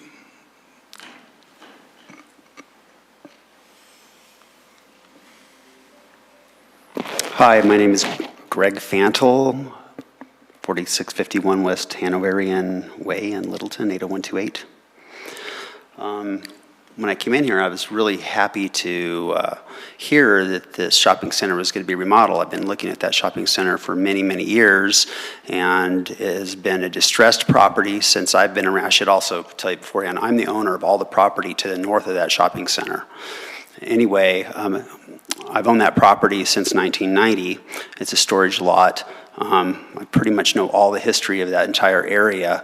And regarding the shopping center, that when I came in here, I was really happy to hear that this thing's, part of it's going to be demoed, part of it's going to be rebuilt, because it's been dilapidated and it's been a horrible eyesore for the city of Littleton for a really long time. It's a source of panhandling. There's transients that live behind it. It's used as a dump. It's got a horrible drainage problem in the back. And it was even part of the Littleton, as I recall, the Littleton Lift study for urban renewal a while back. So I know there's been a focus and a desire by the citizens of Littleton and the city of Littleton to do something with that shopping center. So I don't know Mr. Armstrong. I don't know his group. I've never even spoke to them or met them or anything, so I have no dog in that. But I can tell you when I hear that they're coming in here and they want to do something with that property to bring it up to current modern standards, something that would look like a shopping center you might see in Highlands Ranch or something with place block, something with, modern type of stores. Maybe it's a quaint little grocery store, or maybe it's a Whole Foods, or outside seating with pedestrian availability. I know that the development across the street has a little trail on the south part of it leading over to the Platte River, so there's pedestrian access there, and I can see all of that being integrated and being really kind of a fun area that would serve the cities, something like Riverside over on the south side, which is actually really vibrant, and I'd like to see that happen to that area as well. So I would support the zoning change because I really understand what this applicant's going through with the problems. The division right down the middle of his lot line there prevents him from really making the entire property one cohesive property instead of disjointed like it really is. It's disjointed and it's distressed. And anything that I think the city of Littleton can do to support him in that endeavor, I think is well worth doing. I'd also like to say that Pam mentioned we don't know what the property owners to the north are going to do. I have B3 and I have industrial zoning. I don't have any intention of doing anything with that zoning right now. I don't plan on selling the property. I don't plan on changing the use anytime in the future that I can see. So I don't know if that'll play into your decision making or not. If anyone has any questions, though, about the history of the property, I'd be happy to answer any of those questions. We're here to listen, not to respond. There you go. Thank you. Okay. Anyone else wish to speak? Again, seeing no rush to the rostrum, we'll close the public hearing portion. Does the applicant wish to make any closing statement or rebuttal? None? Okay. Thank you. We'll now go to a motion and discussion. Do we have a motion? May I ask the lawyer a question first? Yes, please. Go ahead. Steve, what are the possibilities of doing, it's kind of a hybrid. You have a B3, but you've heard the concern about the floor ratio area. Can you do that and keep the floor ratio at a 2:1 as like a condition?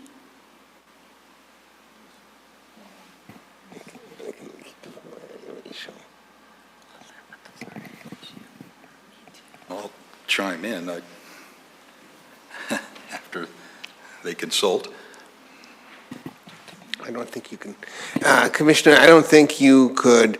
The zoning category sets the floor ratio, and unless it was, as long as it's a straight-up zoning, I don't think you can change the floor area ratio from the zoning category.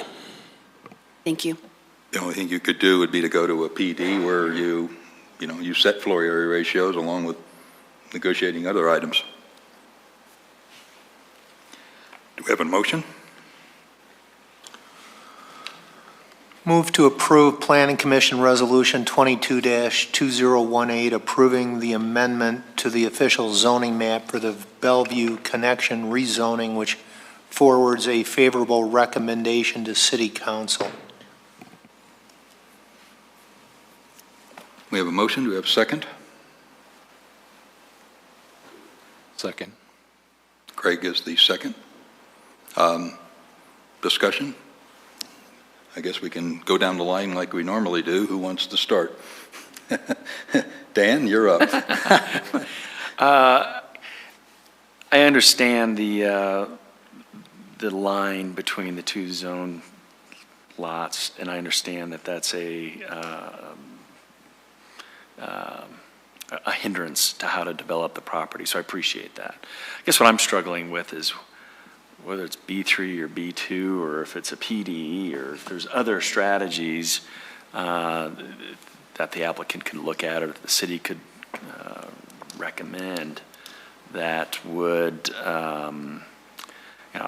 what I'm hearing, what I see is the B3 allows you to develop more.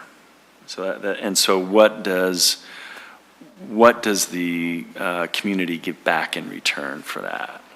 I understand there is a short-term play to improve maybe the streetscape and some of the site circulation, but it's like we're giving you more opportunity to develop here, and what are you giving back? And I guess I'm just not convinced yet that we're getting back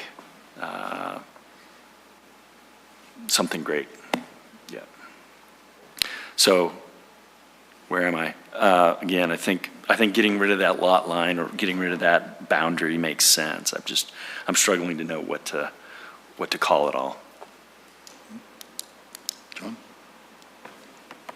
Yeah, I likewise see the logic in getting rid of the central lot line and having the shopping center have a consistent zoning across the shopping center. I don't think I've been heard everything I need to hear about why B2 cannot be used for the whole shopping center development. I heard some statements that there's may or may not be enough area to have that open storage area, it's standalone B3. I think I would want to have more in-depth information on the feasibility of doing a B2 for the entire shopping center and without hindrance of that B3 open storage area, and I didn't hear that today. I have the same concerns. I am so familiar with that property. I've been to, I think, about every establishment that's ever been in there, except for a couple. And it does need to be redeveloped. It's very, it's dangerous, like you said, to even try to walk through that property. However, I have concerns too about, does it really need to be rezoned with the B3? And hearing the concerns of a couple people here about the potential density that could be on that site, it is a concern under the B3 zoning as well. And I know that's not your intention today, but we know that we don't always control those things as property owners, especially not for the future. So I'd like to have more information on that as well. And the clarification around why, the same clarification around separating that parcel away. Why does that leave a non-conforming B3 zoning up to the north? Or it's not a big enough parcel for that. So we need clarification on that, I think. Would be helpful. Greg? Yeah, this is a really important project for the city. I think it's a great site. I appreciate developers and his team's enthusiasm for it. I'm pretty excited about the opportunities there. I too understand the issue with the zoning. I think it seems a bit ridiculous that they can't transcend that line with some sort of an overlay, a PD overlay. I would love to see a little bit more investigation of alternate strategies to develop to their goals so that there's a win-win situation here. It's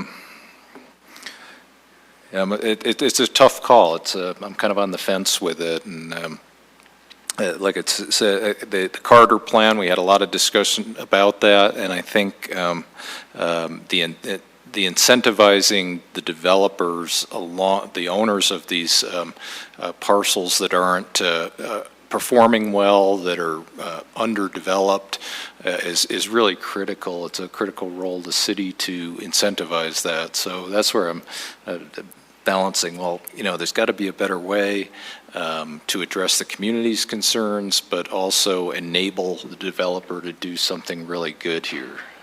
So that's where I'm at. Robin? I'm in agreement with what I'm hearing. Love the idea of what you want to do with the development. It does need a facelift. Making it Class A is fantastic.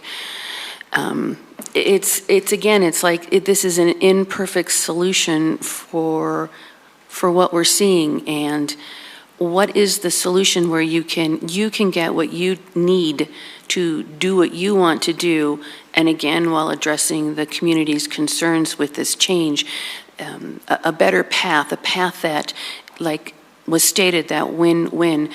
I mean, we know from the Bellevue Corridor Vision, we want to work with this area. It is a opportunity area.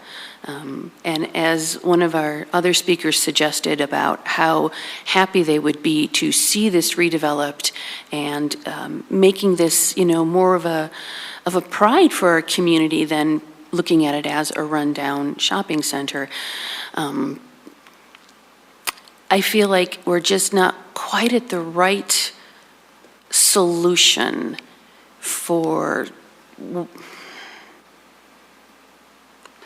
balancing the needs to make it, again, the community and the development to go forward.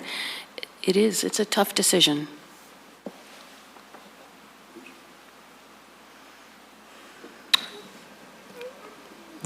Some of the key takeaways in the Bellevue Corridor Plan were lack of identity, commercial areas, underutilized commercial properties, and this is something,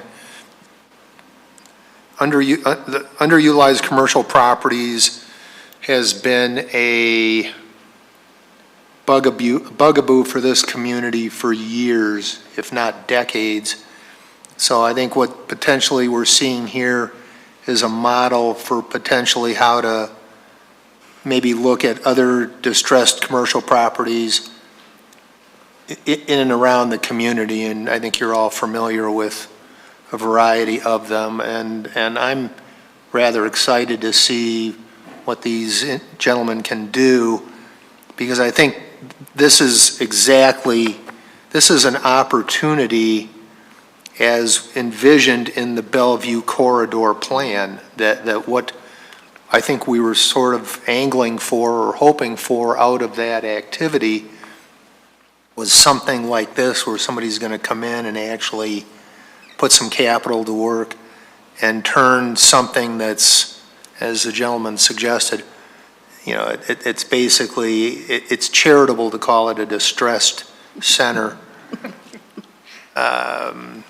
But, turning this into something that is an interesting, exciting destination of some sort with theoretically what you fellas are talking about doing, I think that's exactly what I, at least speaking for myself, it's what I was kind of hoping would maybe come out of the whole corridor study exercise, because it's what the community needs. We need something like what you're talking about doing, and if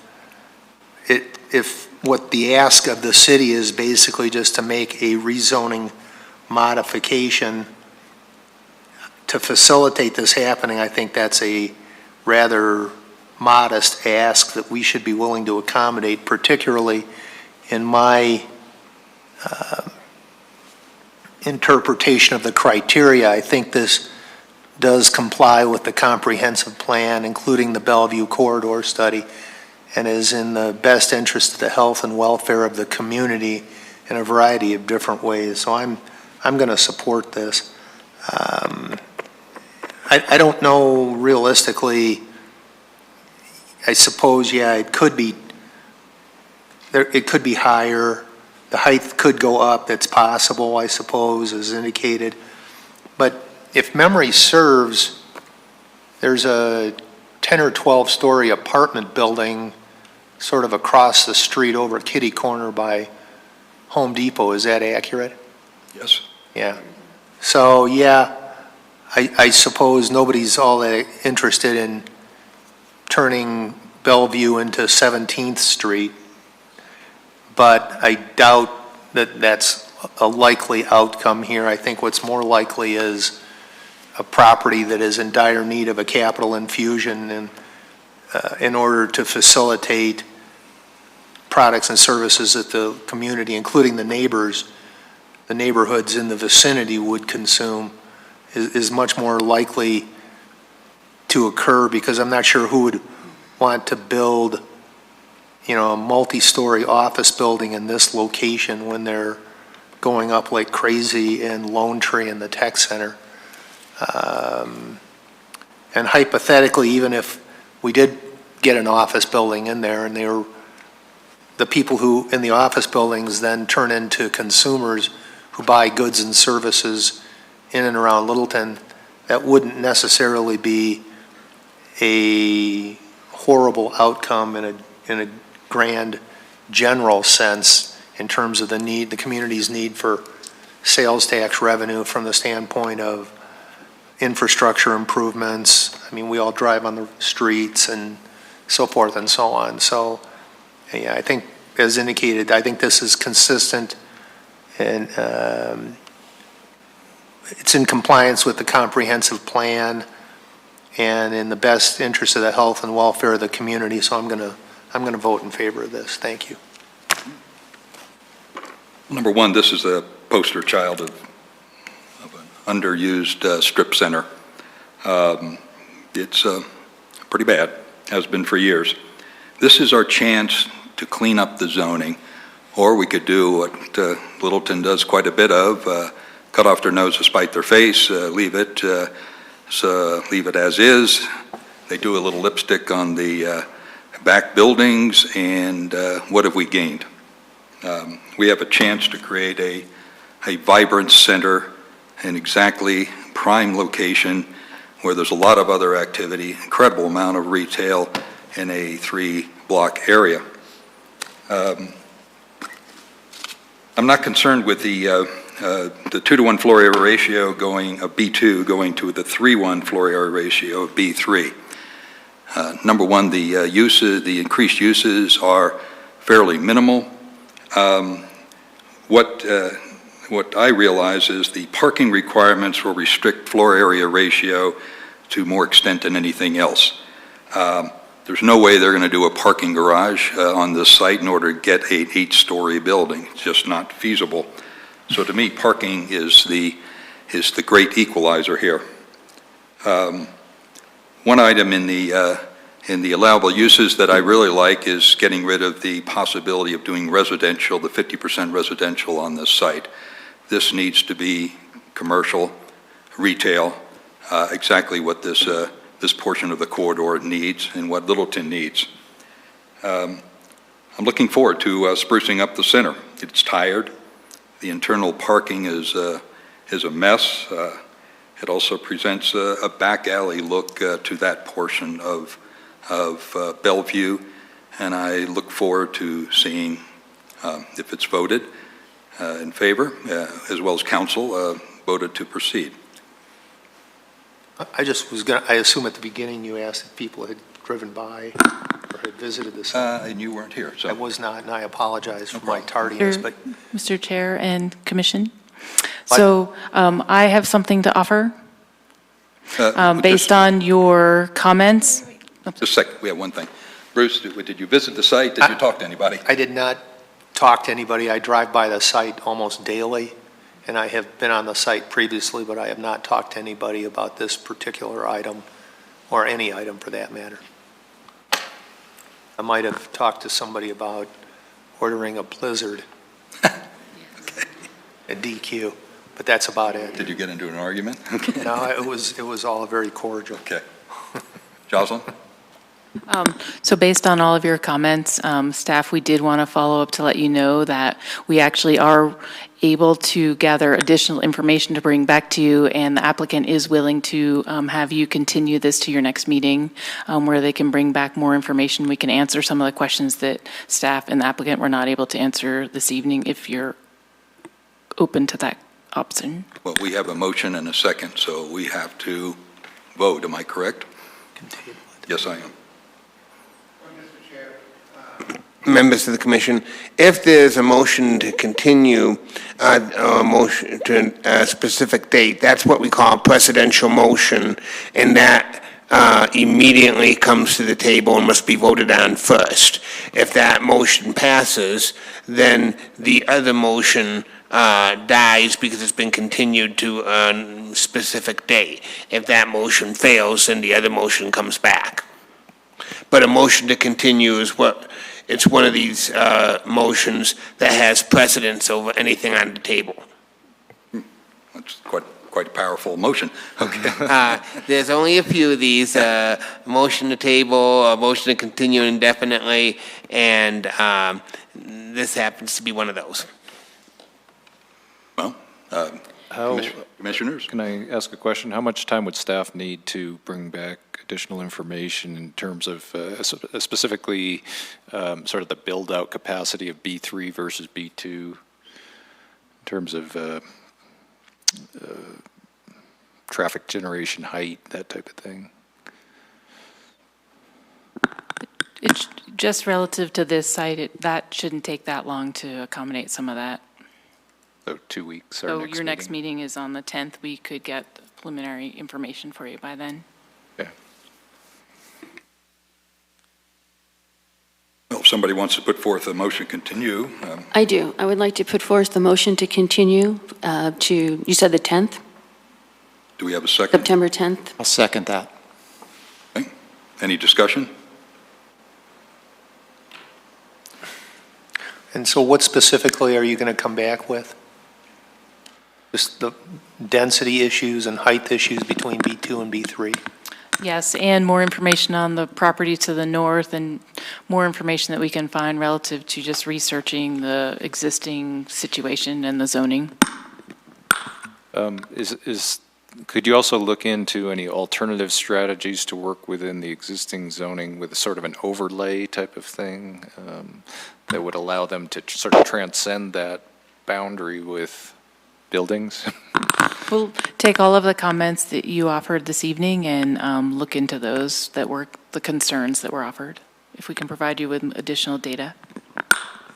And to clarify that issue about if we rezone part and there's only a certain parcel left, that it's too small to, whatever that argument is. I'd like clarification on that, please. Yes, right, exactly. Some of that information that we can research to provide you with the data so that you can then thoughtfully think about all of those and be able to make a decision. Further discussion, comments, questions? I would just like to say, I would like to see this to be redeveloped, to bring it up to a Class A. And my purpose for moving this is so we can find a way to make this work and to make it happen, considering all the other issues that were brought up to get resolved so that, if possible, to make this work.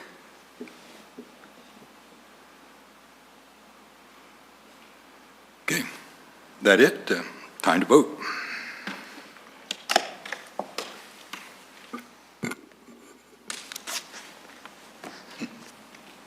We will have a continuance until our next official meeting in 2 weeks.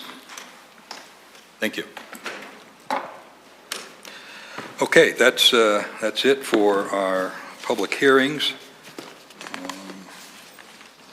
Community Development Director, do you have any comments? I do not. We'll have a study session here shortly, so we have other topics, but nothing to update you on otherwise. Okay. Commissioner comments? Nothing here. Okay.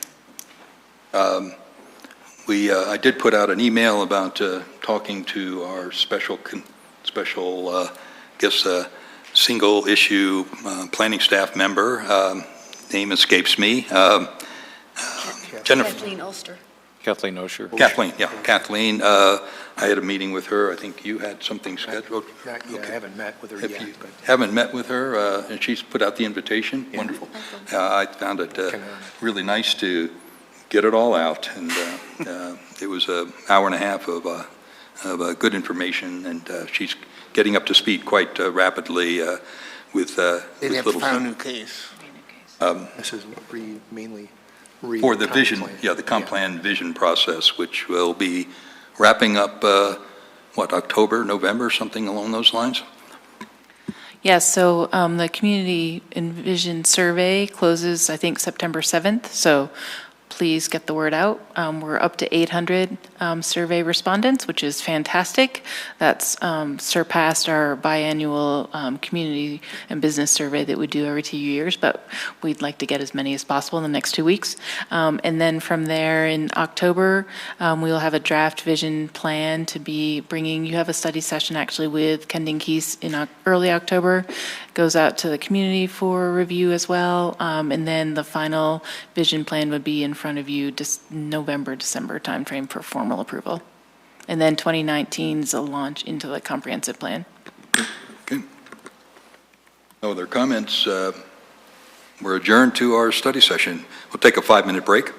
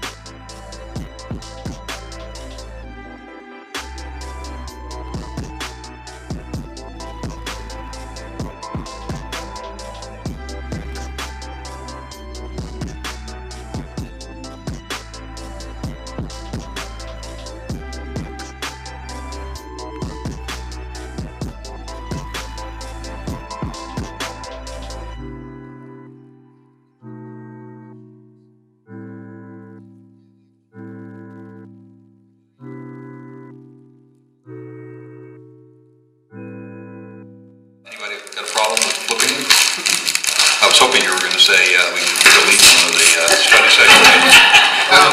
We will make sign code very quick. And the background sign code is when we brought this to you, there was some questions about. Well, actually, let's start. This is probably the first time you guys are having a study session about the sign code. We brought you a session to let you know that the sign code had been recently moved into the zoning code. That's correct. And so since that has occurred, council asked us to do another amendment, so now I'm turning it over to Steve, and that's why it's in front of you this evening for that purpose.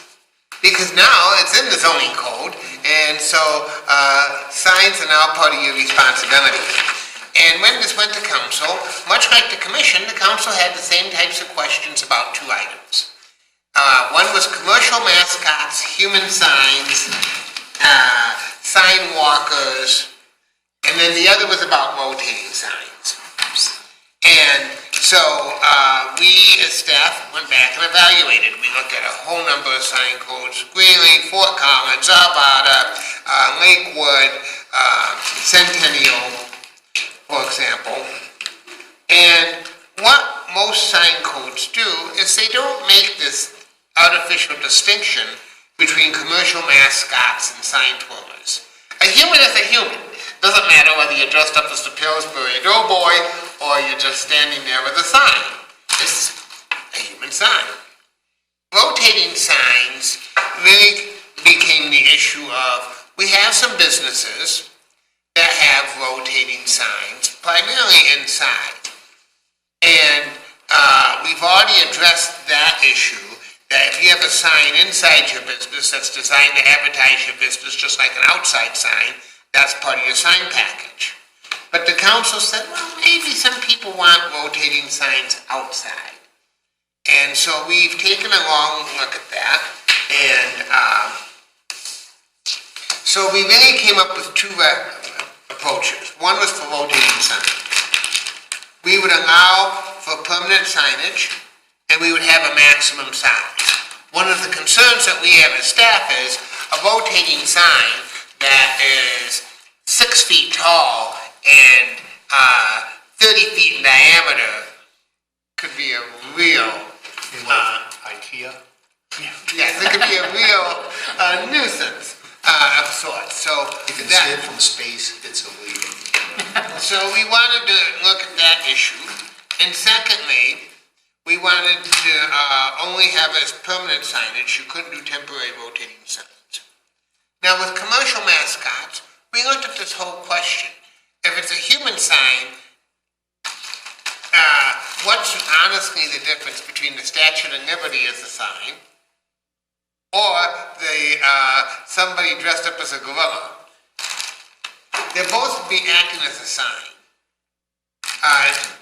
It doesn't really make sense to focus on the garb that they're wearing on the outside. So we went through and looked at that, and what our recommendation is to the council, when we had the study session with the council and to you, would be we create a new definition of human signs. And that would basically include sign twirlers, commercial mascots. If they're on private property, they would have to have a permit. The public property, primarily the sidewalks, is viewed under the Constitution as a First Amendment form that you can basically be on. However, what we want to make sure is that A, access in and out of businesses are not blocked, and B, the sidewalk is also what we call an ADA accessible facility. And you cannot block the sidewalk because people with disabilities have the right to use it.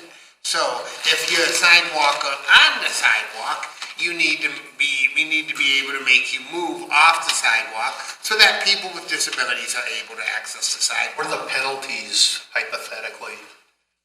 Well, if somebody cites, if they're cited? If they're cited, it would be a misdemeanor, and they could be cited in the municipal court. And basically, the fine, like most code violations, is usually in the neighborhood of a couple $100. And so, on rotating signs, what we're recommending is that rotating signs in the draft ordinance would be limited to no more than 2 feet tall. And the reason for that is what we do not want huge rotating signs. In fact, most codes in the Front Range in most cities don't allow for rotating signs. The council felt that this was something that might help some businesses, but the council was also very concerned about that the size is limited. Now, most electronic signs are not rotating signs. They just have a face, and they have what we call changeable copy, which means that the message continually changes. Rotating signs would not be allowed to have changeable copy and be electronic. They could be a sign, and the reason for that is that becomes extremely distracting to drivers and vehicular operators who are trying to follow the rotation of the sign instead of following what's going on in front of them. And so the council was certainly concerned about that as well. And so those would be our recommendations that we would make to you. And we do think this small amendment takes care of that issue in the sign code. I have to tell you that in most jurisdictions, sign codes tend to get revised every so often. The Newton sign code still has a number of things in it that will have to come back at some point.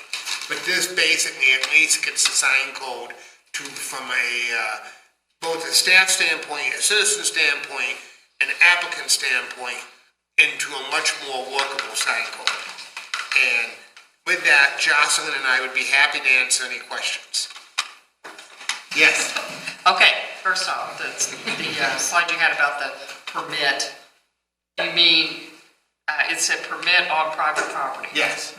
Allowed on private property, or a permit must be pulled over? They'd have to get a sign permit in order to have human signs on private property. And the idea is we would again want to look at where they're going to do this. If they're going to do it in a parking lot, our concern is even on private property, that you not have a situation where people can't get in and out of the parking lot and people are unable to access areas. So the permit requirement is just really to work with the business and whoever's the sign code provider on saying, here are the areas where you can be. Is that really necessary? I know what you're saying, but it seems to me if you have a business here and you already have a license to do business and you've already done all these permits, that if you're a business owner here, you maybe shouldn't have to pull a permit, whereas somebody who is on another type of private property should. I don't know. It just seems like another layer of... So my kid can't have a twirling sign at the lemonade stand in our driveway? No, absolutely not. No, I'm just saying it seems a little excessive. I don't know. Ask the attorney. I don't know. I'm just asking for a... And we would envision, like the other temporary sign permits, that would just be, that would be an administrative review. What you'd come in is you'd fill out a form, you'd basically give us a sketch plan of your site. We'd look and say, oh, here's the accesses, here's the places where you can't be, and pretty much everywhere else on your property, we would be flexible about that. This isn't meant to be like the normal sign package where you come in as part of your site plan and there's a full-blown sign package. But there would be a cost probably, right? What? Wouldn't there be a cost associated with the permit? Well, there would be, but I would expect, and again, this is Jocelyn's department, but I would expect the cost is going to be fairly minimal when we're just reviewing a sketch plan, because unlike a regular site plan, we're reviewing a single sheet. Many times, these are done by hand, these are not done by a design professional, and I would expect that the cost is going to be... Fees generally are cost recovery as opposed to revenue generating. I understand that, but it seems... Yeah, well, another layer. fair point. We'll take that under consideration. Fair point. It'd be an annual permit, yes. But why? Why annual? Why so often? Because circumstances change. Well, a good example is, in Littleton, we have once you get a business license, you have it forever. One of the difficulties that creates is codes and circumstances change, and we have no way of updating anything. Essentially, and we can't really revoke your business license because you're in compliance. And so it creates a problem that from both a legal standpoint as well as from just a functional standpoint to have licenses or permits with no expiration date. Does it have to be annual? Maybe every 2 years? It could be. That certainly is something that you could recommend to the council. The reason that, quite honestly, annual is recommended is that we have a lot of other permits that we deal with annually, and so it's from a standpoint both of applicants as well as staff. Processing things on an annual basis works because the system is essentially already doing that, and this just falls right within that. But certainly it could be biannual. I mean, it could be every 2 years if the commission recommended it. How do you intend to apprise businesses of the code change? Well, the first time around, I think we sent it out. We have a few, economic development has like a listserv or an email that goes out, I think, to most businesses in Littleton. So we probably have a few ways along those lines of letting people know. Similarly, after this evening, we'll put it up, the proposed changes this time on Littleton plans and get that sent out to the community that way. And we have, a few lists of businesses that we send things to. So as much as we can, we'll get the word out. And you mentioned electronic signs.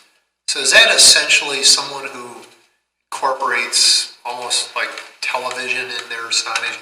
The only one I can even think of is I think Williams Jewelers at Bellevue and Broadway has something like that. Is that what you're thinking about? Or that, or if you go up to the plaza up here at Prince in Santa Fe, in front, they have an electronic sign with an electronic reader board that has changeable colors. Sure.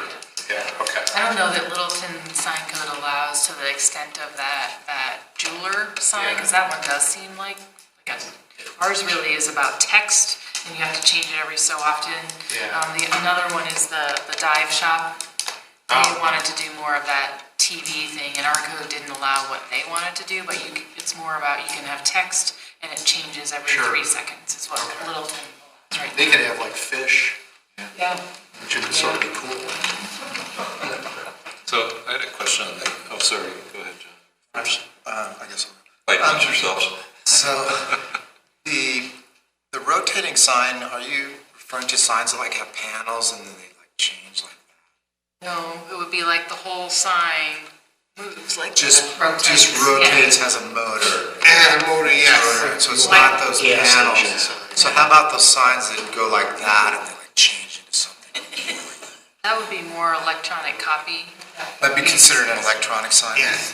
And so the rotating signs generally in most cities are not permitted. And so the biggest concern that from me as a staff standpoint is those could become such that they may not be in line with what I think the values of this community are in terms of being recognizing the natural view that we have and recognizing other things in terms of buildings and historic views. One of the things that I think we will certainly be talking to the Historic Preservation Board about is whether rotating signs would be appropriate in the downtown historic district. There's probably a good argument to suggest that maybe they are not appropriate in that location. Maybe they are. And maybe they are. That's really a values question that has to get answered. You mentioned there would only be a limit of 2 feet high. Is that what you said? Yes. So rotating signs generally are higher because they're rotating, they're somewhat of a hazard. So if they're 2 feet high, I mean, what's to prevent that from poking somebody's eye out or something and they walk by? I think you said 2 feet diameter, not high. Well, I mean, 2 feet this way, not 2 feet in diameter, but 2 feet that. And it could be on, 2 feet is just the rotating portion of it, doesn't mean that it's down on the just the ground. rotating. It's not the pedestal. Yeah, it's not the Okay, so pedestal. the sign can be up higher. Yeah. So it's not like bashing into people's faces. Right. Business owner better have insurance before he fires anybody. Yeah, my 2 foot high rotating sign. And one of the questions that came up in the council meeting, I can actually spent a great deal of time educating myself. The question came up whether a bulbous sign is a rotating sign. A bulbous sign is not a rotating sign. They are actually designed to sort of create a visual you think it's rotating the stripes, but it actually isn't. There's usually a pedestal light inside the sign that rotates, but the actual stripes don't rotate. It just creates an illusion. When you see it, you're thinking that the stripes are rotating, but in reality they are not. And I looked up several different companies that make these signs, and they are designed in the same way. And so I never thought going to law school I'd have to learn about bulbs. I know when I see that sign, that is not rotating. Okay, thanks for the clarification on the rotating. I have one other question on the human signs. You mentioned that they're going to be allowed on private property. So that means on Main Street where there's sidewalk in front of businesses, they would not be allowed there.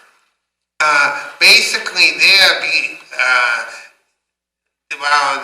technically, some of that's public right-of-way.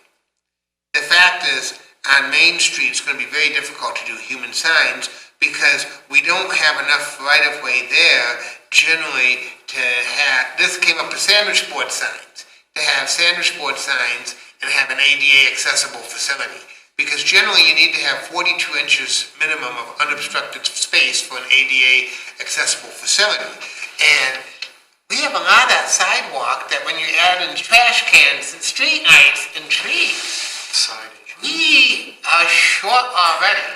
And so at that point, if we had people starting to try to be human signs, we would have to move them off and say, I'm sorry, you're blocking an ADA accessible. But that's not public. That's not private property. It's public property.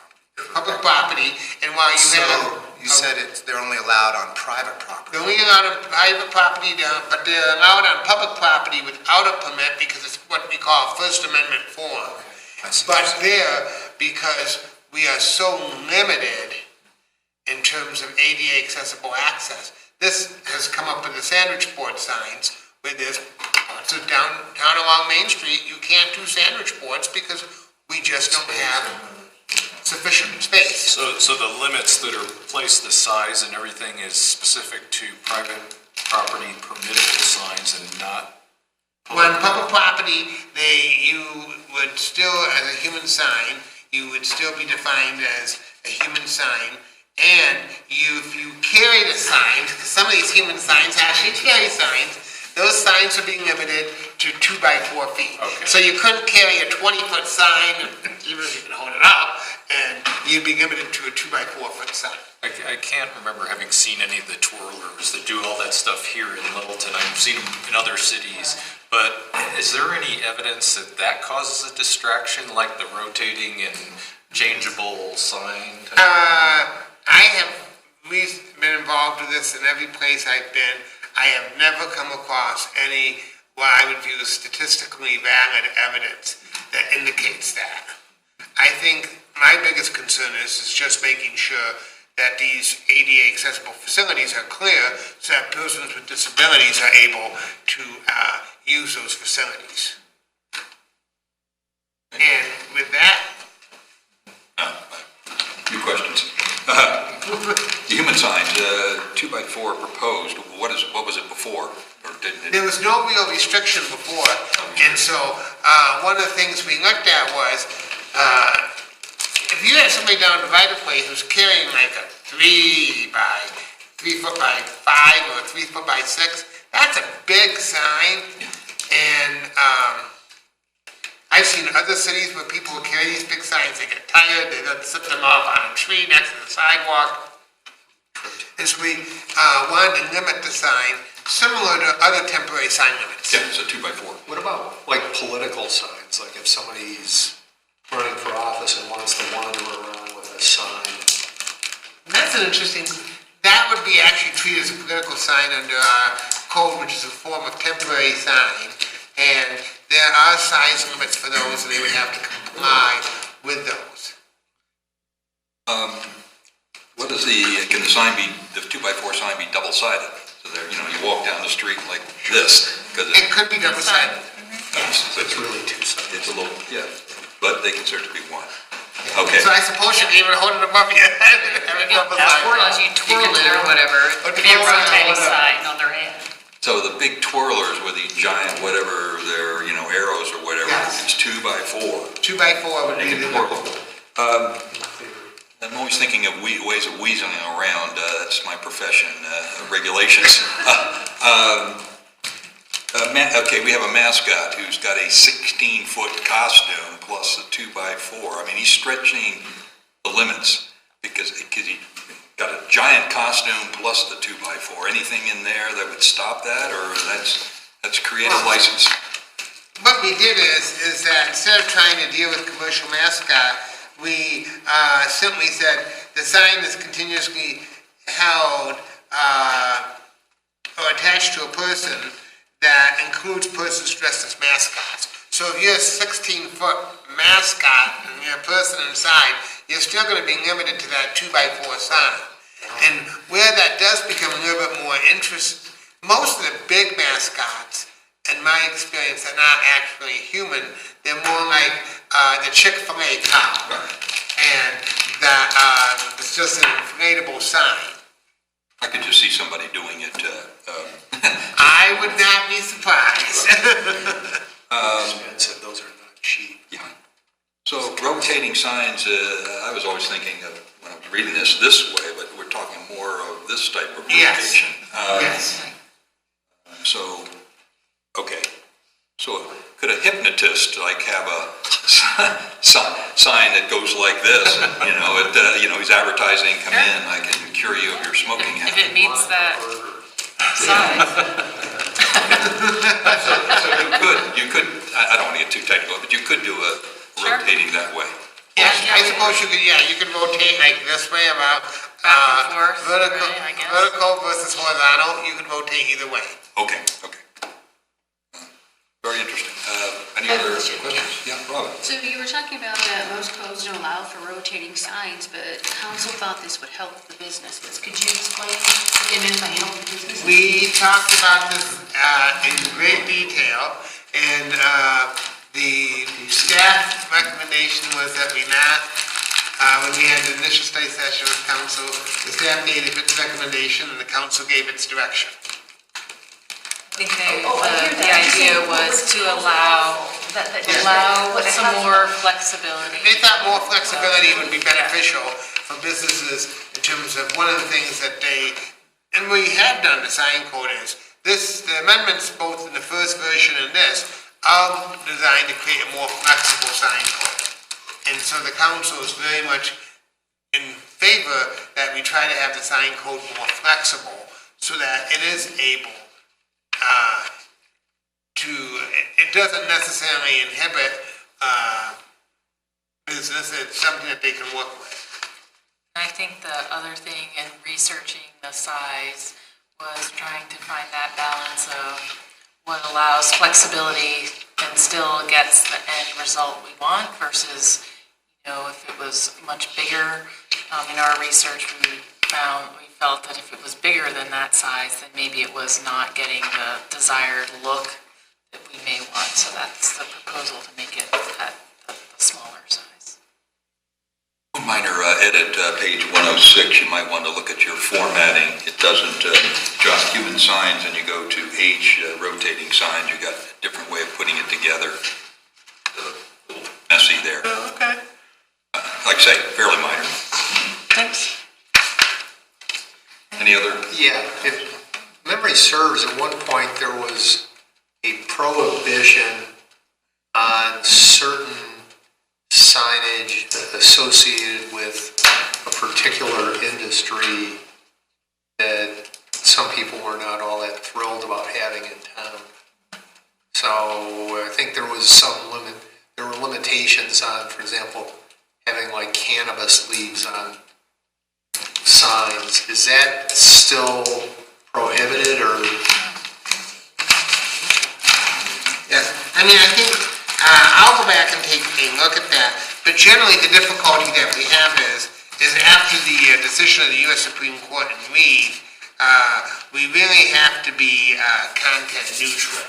Now, the thing is that marijuana dispensaries, because they're a specially regulated use, we have some special standards in the marijuana code. So I think that's where I believe it is. Yeah. And you can advertise like you're a dispensary, right, but you can't have a giant marijuana leaf as your sign in the front. Right, exactly, yeah. We used to have one on Main Street. I think there was a question, could they have like chalk art on the sidewalk? And the answer, at least the intent was no. People they didn't want to encourage having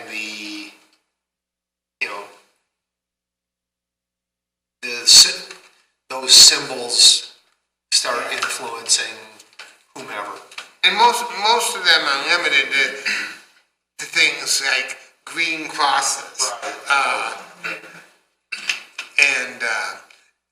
But generally, in this state, and in most states where you have medical marijuana, you're not permitted to have big marijuana leaves on top of your dispensary, right, and those kinds of things. Marijuana palm tree. That's a good idea. Just saying. Rotating. Yeah, probably can't rotate. A rotating leaf. Beatles music and yeah. Okay, any other comments about the sign? Great. Thank you for that. Thank you. It would be okay if you had a big yellow submarine that would do it. Yes, okay.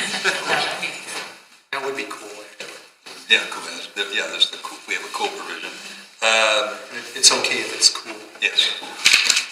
Okay, we're now going to move on to subdivision code amendments for minor administrative plats. All right, we got a quick presentation here for you. But jump in with questions. Why are we doing this? The first subdivision code is one of the most important codes we have regulating development. People think a lot about the building code, they think a lot about the zoning ordinance. This is really the third leg of the tripod, and it really is probably the code that most people end up with, because if you already have zoning, you have to be on a platted lot to build in the city of Littleton, so you have to deal with the subdivision code. So, why are we recommending this? Right now, the Littleton subdivision code, the administrative plat process is extraordinarily limited.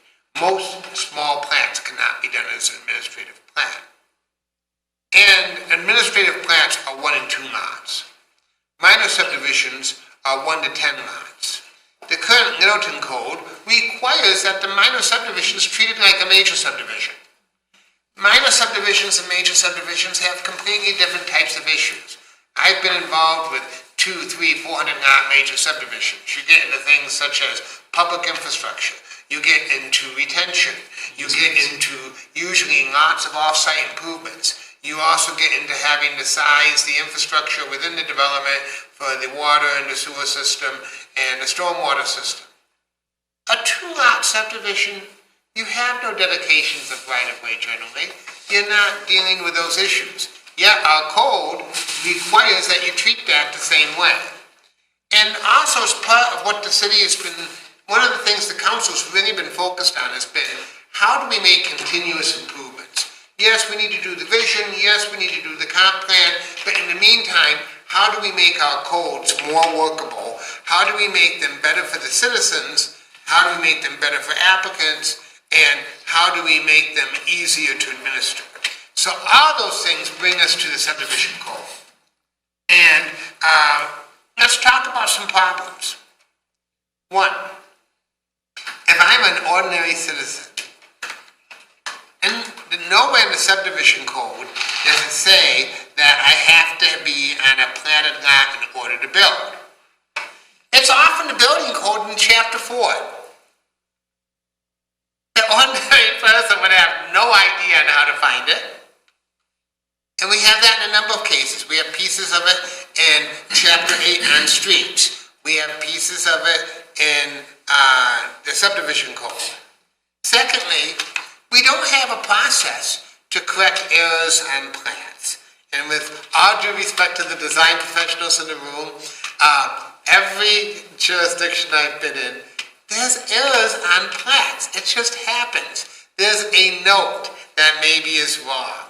There is a line that's slightly wrong. It's just the nature of human beings. Mistakes get made. Right now, the way that we correct errors on plans is we make you go back and do it again. In most jurisdictions, there's a correction process which is handled administratively. And in Littleton, we have no provision for condominium plans. Our code doesn't provide for it. So what do? If you do a condominium or single-family attached development, you go over to Arapahoe County and do it there.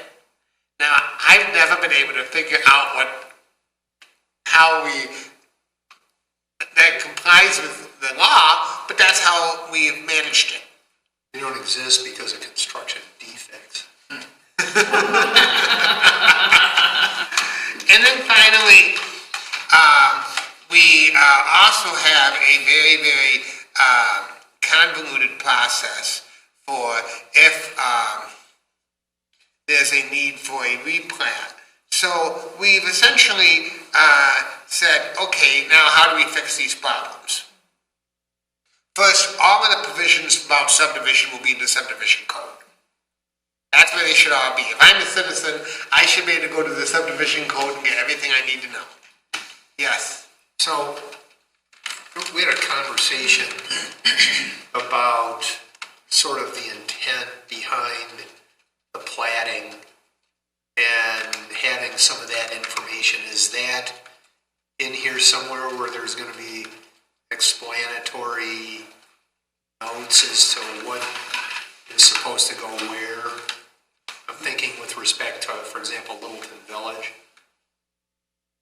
Yes, what would I'm sorry, what you're asking, like, you are saying, generally the plats do not dictate the zoning. So the zoning, you have a zoning, is that It wasn't the zoning that was the problem, it was the expectation that there was going to be commercial parcels.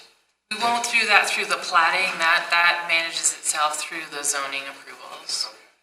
Okay. And we can work on how to make that a little bit more accurate, but it's not through subdivision. Well, I guess that's what I'm asking is there's need to be something in there that captures what you just described. And what you, like Littleton Village, what would be ideal and what would happen in many cities would be as part of the plan development, you would actually have specific parcels designated as commercial parcels, and you would have through the zoning.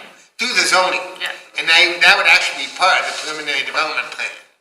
And we will be... When I planted it, I thought that had happened. Well, that's a different conversation, but in Littleton Village, how that PD was approved is they, on paper, showed an illustrative plan.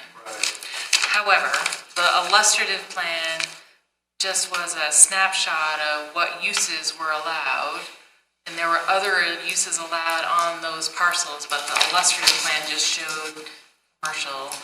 But when you look at the land use table, which wasn't on the illustrative plan, it allowed more than just commercial uses. So that's the challenge for Littleton Village, and that's when we look at new PDs or amendments, those will be that's how we present that information so that you can make sure you know what you're making a decision about. Or council. Yeah, us meaning staff presenting to you and council and the community. So, on the subdivision code, how are we recommending to you to improve the code?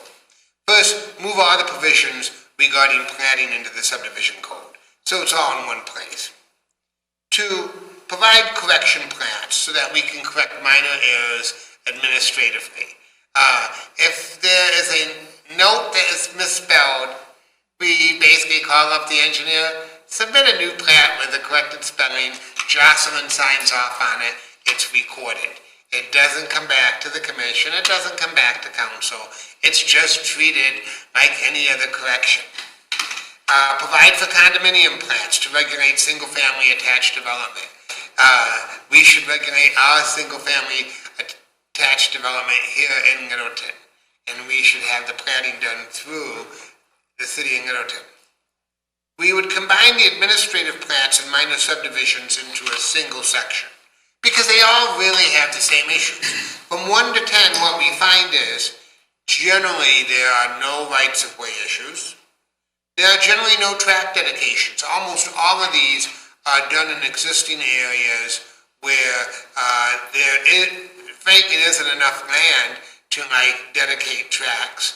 And most of them, they don't need the detail that we require for a large subdivision. Certainly I can answer, if that came in, there's a lot of detail we're going to want. But a 4-lot subdivision doesn't have that need for that detail. And yet, we require it, and all that really does is we create a lot of work for applicants, we create a lot of work for ourselves, the public doesn't lead to a better process. And then finally, the other thing that we propose to do here, and this is common, it's done in Arapahoe County, it's done in most cities in these small minor subdivisions.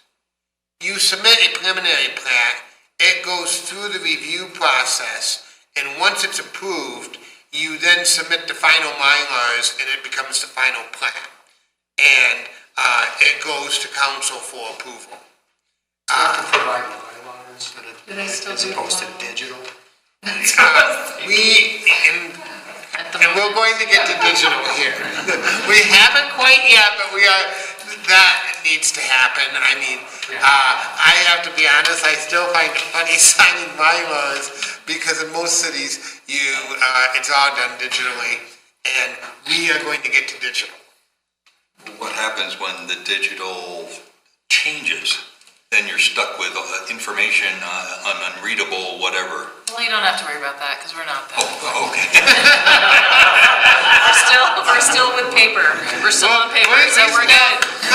Own your blueprints. Go back to the old days. We haven't quite got. We're going to get to the 21st century before that done. And one thing to note, though, even if you only have 4 lots, and if you don't meet all that criteria to allow you to be a minor subdivision, you could still have to be if you have dedication or you're needing to dedicate streets to the city, that can't come through a minor subdivision. That has to be a major subdivision, whether it's 2 lots or 10 lots. So it's minor is allowed as long as certain criteria is met. And if you're above that, everything gets kicked to a major subdivision. So. Now, that's fairly rare here. We don't really see that. But that's the point here is that if you're actually going to look like and feel like a major subdivision, you are going to be a major subdivision. Yeah. But most of these, what currently happens is presentation. We spend a lot of effort processing subdivisions as a major subdivision when we really it doesn't make sense. So when we did this with the council had some questions about subdivisions and some of the terms. And as we mentioned, a plat is really, what is a plat? For those of you who are design professionals, you know, it's a document that shows the surveyed dimensions, legal descriptions of a parcel of land. And we are now making sure we have definitions. One of the things that the Clarion's assessment of our code recommended a few years back was making sure we have good definitions. So as we bring forth ordinances, and you're going to see this with something called short-term rentals, we are going and bringing in definitions into our code. The classic example is we have hotels and motels defined as a use in our code. We have no definition for that. So they might be a tourist home, they might be a rooming facility. Honestly, if most codes should have definitions, we're going to be getting there as we work through definitions. As you can see on this chart, this sort of shows you the differences between, in the current subdivision code, how the process works. Now, this is the current code, and with these proposed changes, what will occur will be that minor subdivisions and administrative plans will all be under a single section in the code, and they will be handled through a single planning process. And in some cities, they actually done it completely administratively. Here, they will still go to council for final sign-off. But one of the things the council has done with final plats is they are generally on a consent agenda. And some may say, why is that? Because final plats are ministerial action. Once you have met the requirements of our code, the council has no ability to reject them. In fact, it's been construed that if the council rejects them, they're being arbitrary and subject to being overturned. And so, essentially, this really falls in line with that whole process of treating these for what they are and really restructuring our code to make it more workable. So really what that means is where we have here preliminary plat and final plat, they're combined, so it's one submittal. Right now you have to do two formal processes even for minor subdivisions. So the main change is that they'll just be combined into one application, so it's reviewed once, and then if it meets all the preliminary, then it moves forward as a final plat and gets approved by, or council looks at it and we're good. And administrative, it will be under the same section, but really nothing changes other than that. It's still the same, except we tried to simplify the requirements. Yeah, there's a series of current requirements in the administrative planning process that make it almost unworkable because it's almost impossible to qualify for it. Those we're proposing to take out. Why? Because it basically converts an administrative plan to a major subdivision, which makes no sense. So then this is just some pictures for you. I think we showed this to you guys last year when we were making the change from subdivision exemption to the administrative plat and replat. But anyway, just so you know, it's really, these are the... This is a good definition of a replat, where you can see the one lot is created into two lots, and two lots are created into one lot. Why would that apply to what we heard tonight? As a replat instead of... It's a zone. It's a zone. Well, that's because it's in two different zone districts. It's in two different zoning districts. Let's do this for the zoning, just like that. Maybe it is zone 1, zone 2. There you go. So maybe Just another A minor plat. We have an unplatted piece of property, and now we're proposing to create it into a couple of lots. And that would be a minor plat. And here's an example of a lot line moving. And particularly in Middleton, where we're seeing a lot of redevelopment, a lot of our subdivisions, particularly in the downtown area, many of these were platted decades ago. And building structure standards and building and how buildings are done have changed a lot. And so it's a very common thing to move lot lines. But there was also subsequent ordinances allowing lots to be combined for purposes of putting up like duplexes. Well, again, remember, it's the zoning that tells you your uses and your minimum lot sizes, and then the mechanism to get there is through subdivision. Yeah, no, I understand that, but I mean, there was some allowances the council approved some time ago to afford people an easier path to take, two parcels for purposes of, I forget what it was called, but almost literally putting up duplexes. Yes, and that will be one of the things down the road that as we get through the comp plan and come back to you and talk about zoning districts, is that are our zoning districts flexible enough to really give us quality development. And that will be a great discussion to have.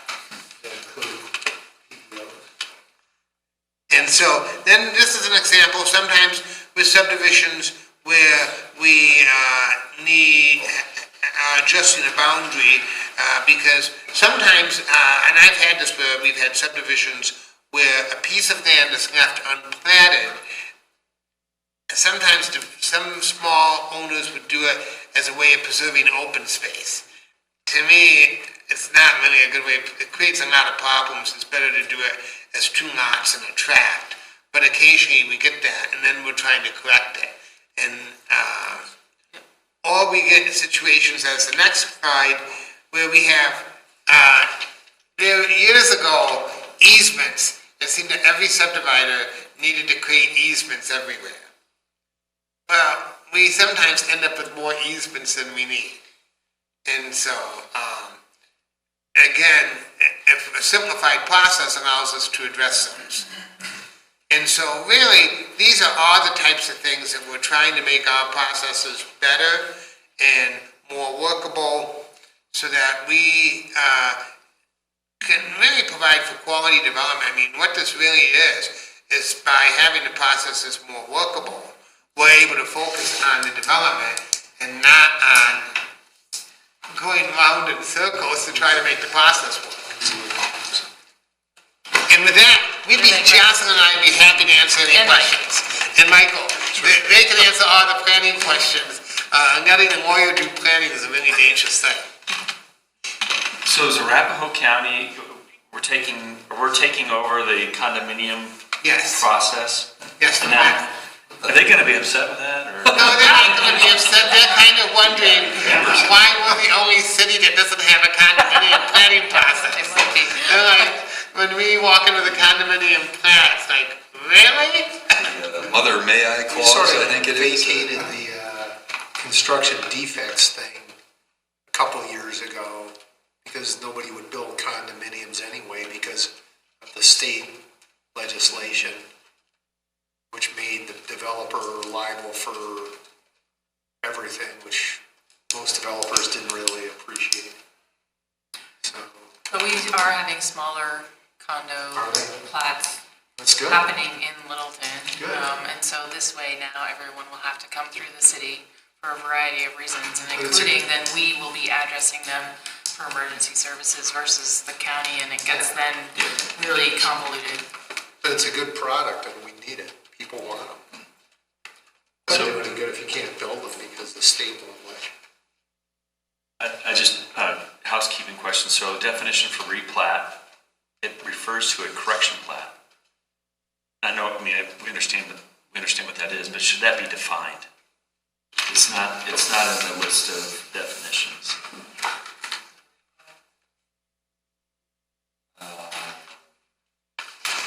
And just one other minor housekeeping thing.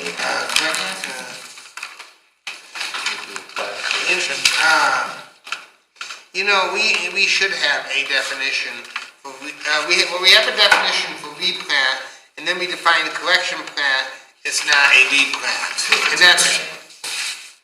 And that's because a correction plat is really not meant to be changing anything other than correcting an error. And so we will certainly look at adding a definition for correction plat to make that clear. Just a consideration. And then the other one was on page 73 of the PDF, page 7 of language, top of the page. Time and place of said meeting within 2 calendar days after the hearing meeting is scheduled. It's not a hearing, right? Yeah, it's actually a meeting. The word hearing needs to come out. And that's because the reason that we don't, hearing implies a quasi-judicial process. And it's very clear to Colorado law, plats are not a quasi-judicial process.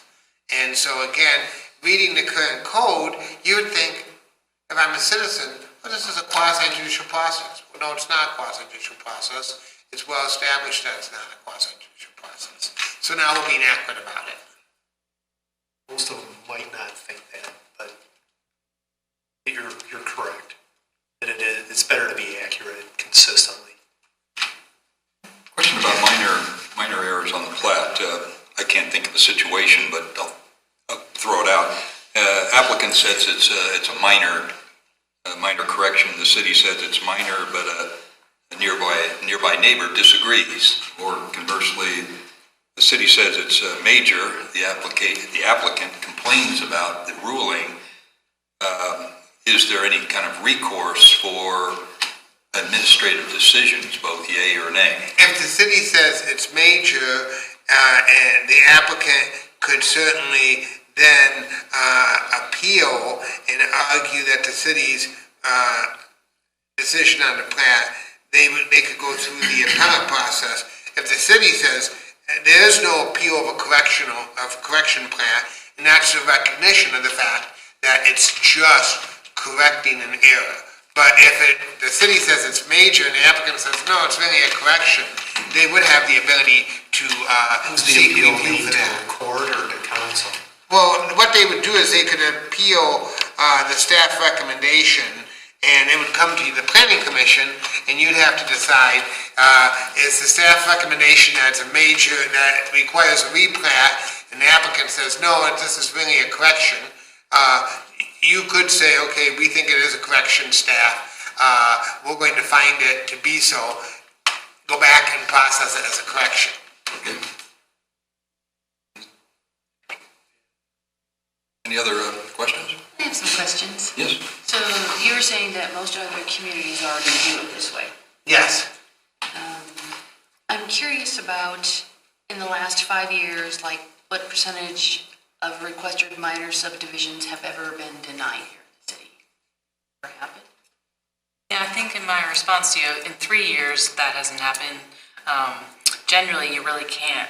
There's nothing to deny. Yeah, that's what There was one final plat it was a major subdivision, but the one time I can recall council had a question about whether or not a zoning code about open space had been met. And they just wanted further verification of that, so they made that a condition that the applicant had to provide that to staff. But we'd already done the analysis to say it had been met, but council just wanted to further verify it. So that's the one condition I do recall in the final plat that I've seen since I've been So here. it's very rare. Generally, and this yes. was actually more just of a clarification. Yeah. I was curious, so on page 5 here in the PDF, you have any, and it's any parcel, tract of land, or plot conveyed as a single lot on or before June 12th, 1992. Just curious about that. Why is that there? Because prior to that date, the city did not require that you had to have a platted lot in order to obtain a building permit. And so we wanted to make sure we did not engage in any kind of taking where by now suddenly requiring a platted lot. So if you had vested zoning and you hadn't developed, but you were basically eligible to pull a building permit and it existed prior to that date in 1992, you would not have to go through and do a plat.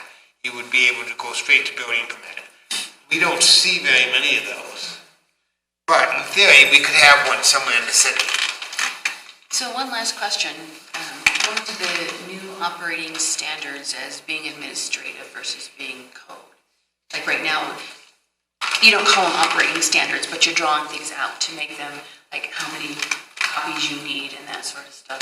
You're talking about to take that out of code and create the operating standards just so that you can change them as needed for how it functions best within the city. When they were in the code, they always had to be reviewed as a code change, but now what's the review process since it's not going to go through the city? Yes, well, similarly in the zoning code, we have operating standards, so it's using that same structure to create the outline, which then on our website would be all the applications. They have operating standards so that when you open that, you can see how many copies you need, what the size, the plan set, what size scale they need to be, and those type of details. And a good example, right now in the subdivision code, we tell you how many copies that you have to have. Except it was done years ago, and the number of copies the code refers to, and the number of copies that we actually need have no connection to each other. We do require electronic copies. Is that a start? And so really, what happens when PDFs are obsolete? You're stuck. And so really, this is again, something that after the study session, we'll be bringing it to you because our code does require the planning commission approve changes to the subdivision, recommend changes to the subdivision code to the council. And then we do have council direction based upon your recommendation. It would be intended to go back to the council for first read. And the hopeful goal would be that between now and the end of the year, we would actually get through introduction at first reading, introduction at second reading, and enactment. And these changes would then be in place. This is, we'll be looking at these kind of little edits to the code every 2-3 months, or even shorter time frame. We have an awful lot of code work going on. Don't show us the list or we'll all quit. We're going to be coming to you, I'm sure, talking about short-term rentals real soon. That's a good point, just so you guys know process-wise. So study session with city council to give us the direction, yes, no, what they want us to look at. Then we do study session here. And then through that Littleton Plans platform is really where we're putting out for community input after this meeting, for all of our code changes. We put that out there for a week or two for public input. And then obviously when the formal hearing before planning commission, like that gets noticed. But then you all make a recommendation and it goes to city council. But after this, with all of our zoning code changes, then we put it on Littleton Plans and do outreach to the community to let people know we're contemplating these various code changes, just so you know. Anything else? I think we are adjourned. Thank you. Thank you very much. No, thanks, Steve. I didn't say a whole lot, but you folks do a lot of hard work. The planning's the hard stuff. right.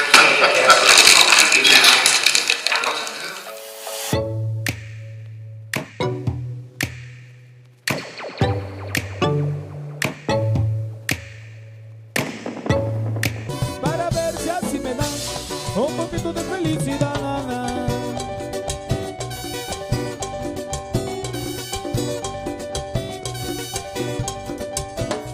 Con un sorbito de champán, contigo quiero brindar. Para ver si así me das un poquito de felicidad.